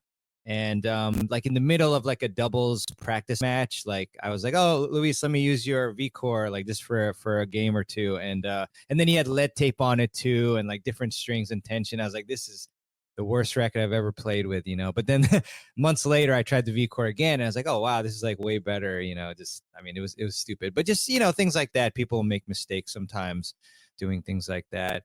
With these rackets, Jonas, once you're demoing, right? You connect with a few rackets maybe, and then how do you narrow it down then to the one? Yeah, that's a tough one. But let's say you like 2 rackets just for argument's sake, and then maybe if you have money, you can buy them both and then sell the one you don't like, so you have more time. Right. Maybe you get an extension. I always recommend to play it in some kind of match format. If you're a competitive player, hopefully, most tennis players they like to play either against friends. Maybe they have a league, maybe they have a club matches going, or even tournaments. You need to test a racket also in competitive setting. That might settle the question of whether it's racket A or B, because in competitive settings, as we all know, we get tenser, we tense up, we play poorly or better depending on your mental state, your psyche. Maybe you're like a guy who or girl who performs really, really well in match situations, but for a lot of tennis players, it's the opposite. So you break down, your technique starts going, you're tight, and then the racket will tell you a lot. You can play with a racket in practice that feels like $1 million. You're like, I can't miss with this racket. It's the best racket ever. You go play a match the next day, suddenly, oh, it's too heavy, I can't move it, and I'm 10, so we've all been through that, I think. And that's where you have to get some information and see, okay, do I need, and you have to ask yourself, is this too heavy for me? Why am I late? Is it because I'm so nervous and not moving? Or is it because I'm using too much of a racket? So I might actually be able to get some more balls back, or get some more balls, back defensively in play if the racket helps me a bit more, right? So I think that match statement is the one where you will feel, okay, I'm winning more with this racket. So then racket B, for example. So that's why I'm going to go with it, because that's maybe what's most important to you, that you play your best tennis and you win some free points, for example. Yeah, I love that piece of advice, Jonas. Yeah, I can't remember which frame it was that I was testing, and in practice, just hitting from the baseline, felt amazing. I was taking big cuts, but then, when I played a set, then kind of running for balls, running forehands, especially, I like to use a buggy whip a lot of times. I hit with a lot of spin and, defense, and I just wasn't able to whip it as much. So it's little things like that. It's very important to figure out for yourself. So you mentioned something very interesting and that I've been intimidated by personally, but I have a friend, shout out to Chris, but he's the master besides you of buying rackets and then testing them and then selling them. He's hundreds of times he's done this, but maybe thousands. But what are any other tips in terms of platform? What's the easiest way? Do you sell on a particular platform that makes it super easy to do, or you just use many different ones? I've used everything pretty much. There was a site called String Forum. I think it's still around, but it's really old. Yeah. So maybe you get a security error because it's not HTTPS, that stuff like that. I think the last time I checked it out. So that was a forum where you could sell and buy and trade. I set up a Facebook group just for that, so that people could it's 25,000 people something. And that's where people list a lot of rackets. I haven't bought anything from there myself, but I see a lot of buys and trades, and people are generally pretty honest. You have to always check, so it's not some counterfeit products or something, but it's quite rare. These people are tennis nerds that buy a bunch of rackets, trade, sell, then buy another bunch of rackets. It's a pretty harmless hobby, but it's easy to get stuck into this, whether you're a collector or you just love to find, because it's an eternal quest for that racket, you rarely will find the holy grail for your game. You will just keep searching because it's fun as well. So it's a part of the tennis, Like my friend Henrik, who also tests rackets for the Swedish Tennis Magazine, he says sometimes it's not even fun to play or as much fun if I don't have something new to play with, right? Like he brings review rackets, he buys something on a forum, it's classic, right? So that's what I've been doing, using, forums, eBay, like they're in every country, usually there are different buy and sell sites you can use, so like I even gone to like Netherlands, bought like from Marktplaats, which is like the Dutch. I'm not Dutch, I don't speak Dutch, but I bought, I found a racket there and then you buy it, like Italian sites. I've been everywhere, right? So oh my God. You can definitely find, if there's a racket out there, you will find it. And now that I live in Spain, there's a Spanish, counterpart to that. So I found some rackets there. So yeah. There's rackets out there online. You will be able to find them if you really want one. So nice. Yeah, racketaholics. You need to set up an AA group for that. And also, yeah, feel free. Like if you want to send me that Facebook racket group that you configured, I can put it in the show notes page. People can check it out. Yeah, awesome. Oh, and then with the counterfeit situation, you did say it's rare, but I was just curious because like I love watches, for example, but like I've been kind of a little afraid to get them like secondhand just because of counterfeit issue. But like, have you ever run into that? And then like any ways to like protect against like to make sure it's not a counterfeit? It's a tough one. I have never personally had it, or experienced it, but I've had people reach out to me and say, hey, something looks off here, and there are a few, I'm not a super expert, but there's a few telltale signs, like anything visual, like does the logo look off? Like, is this the Wilson logo? I mean, it says Nilsson, you shouldn't buy.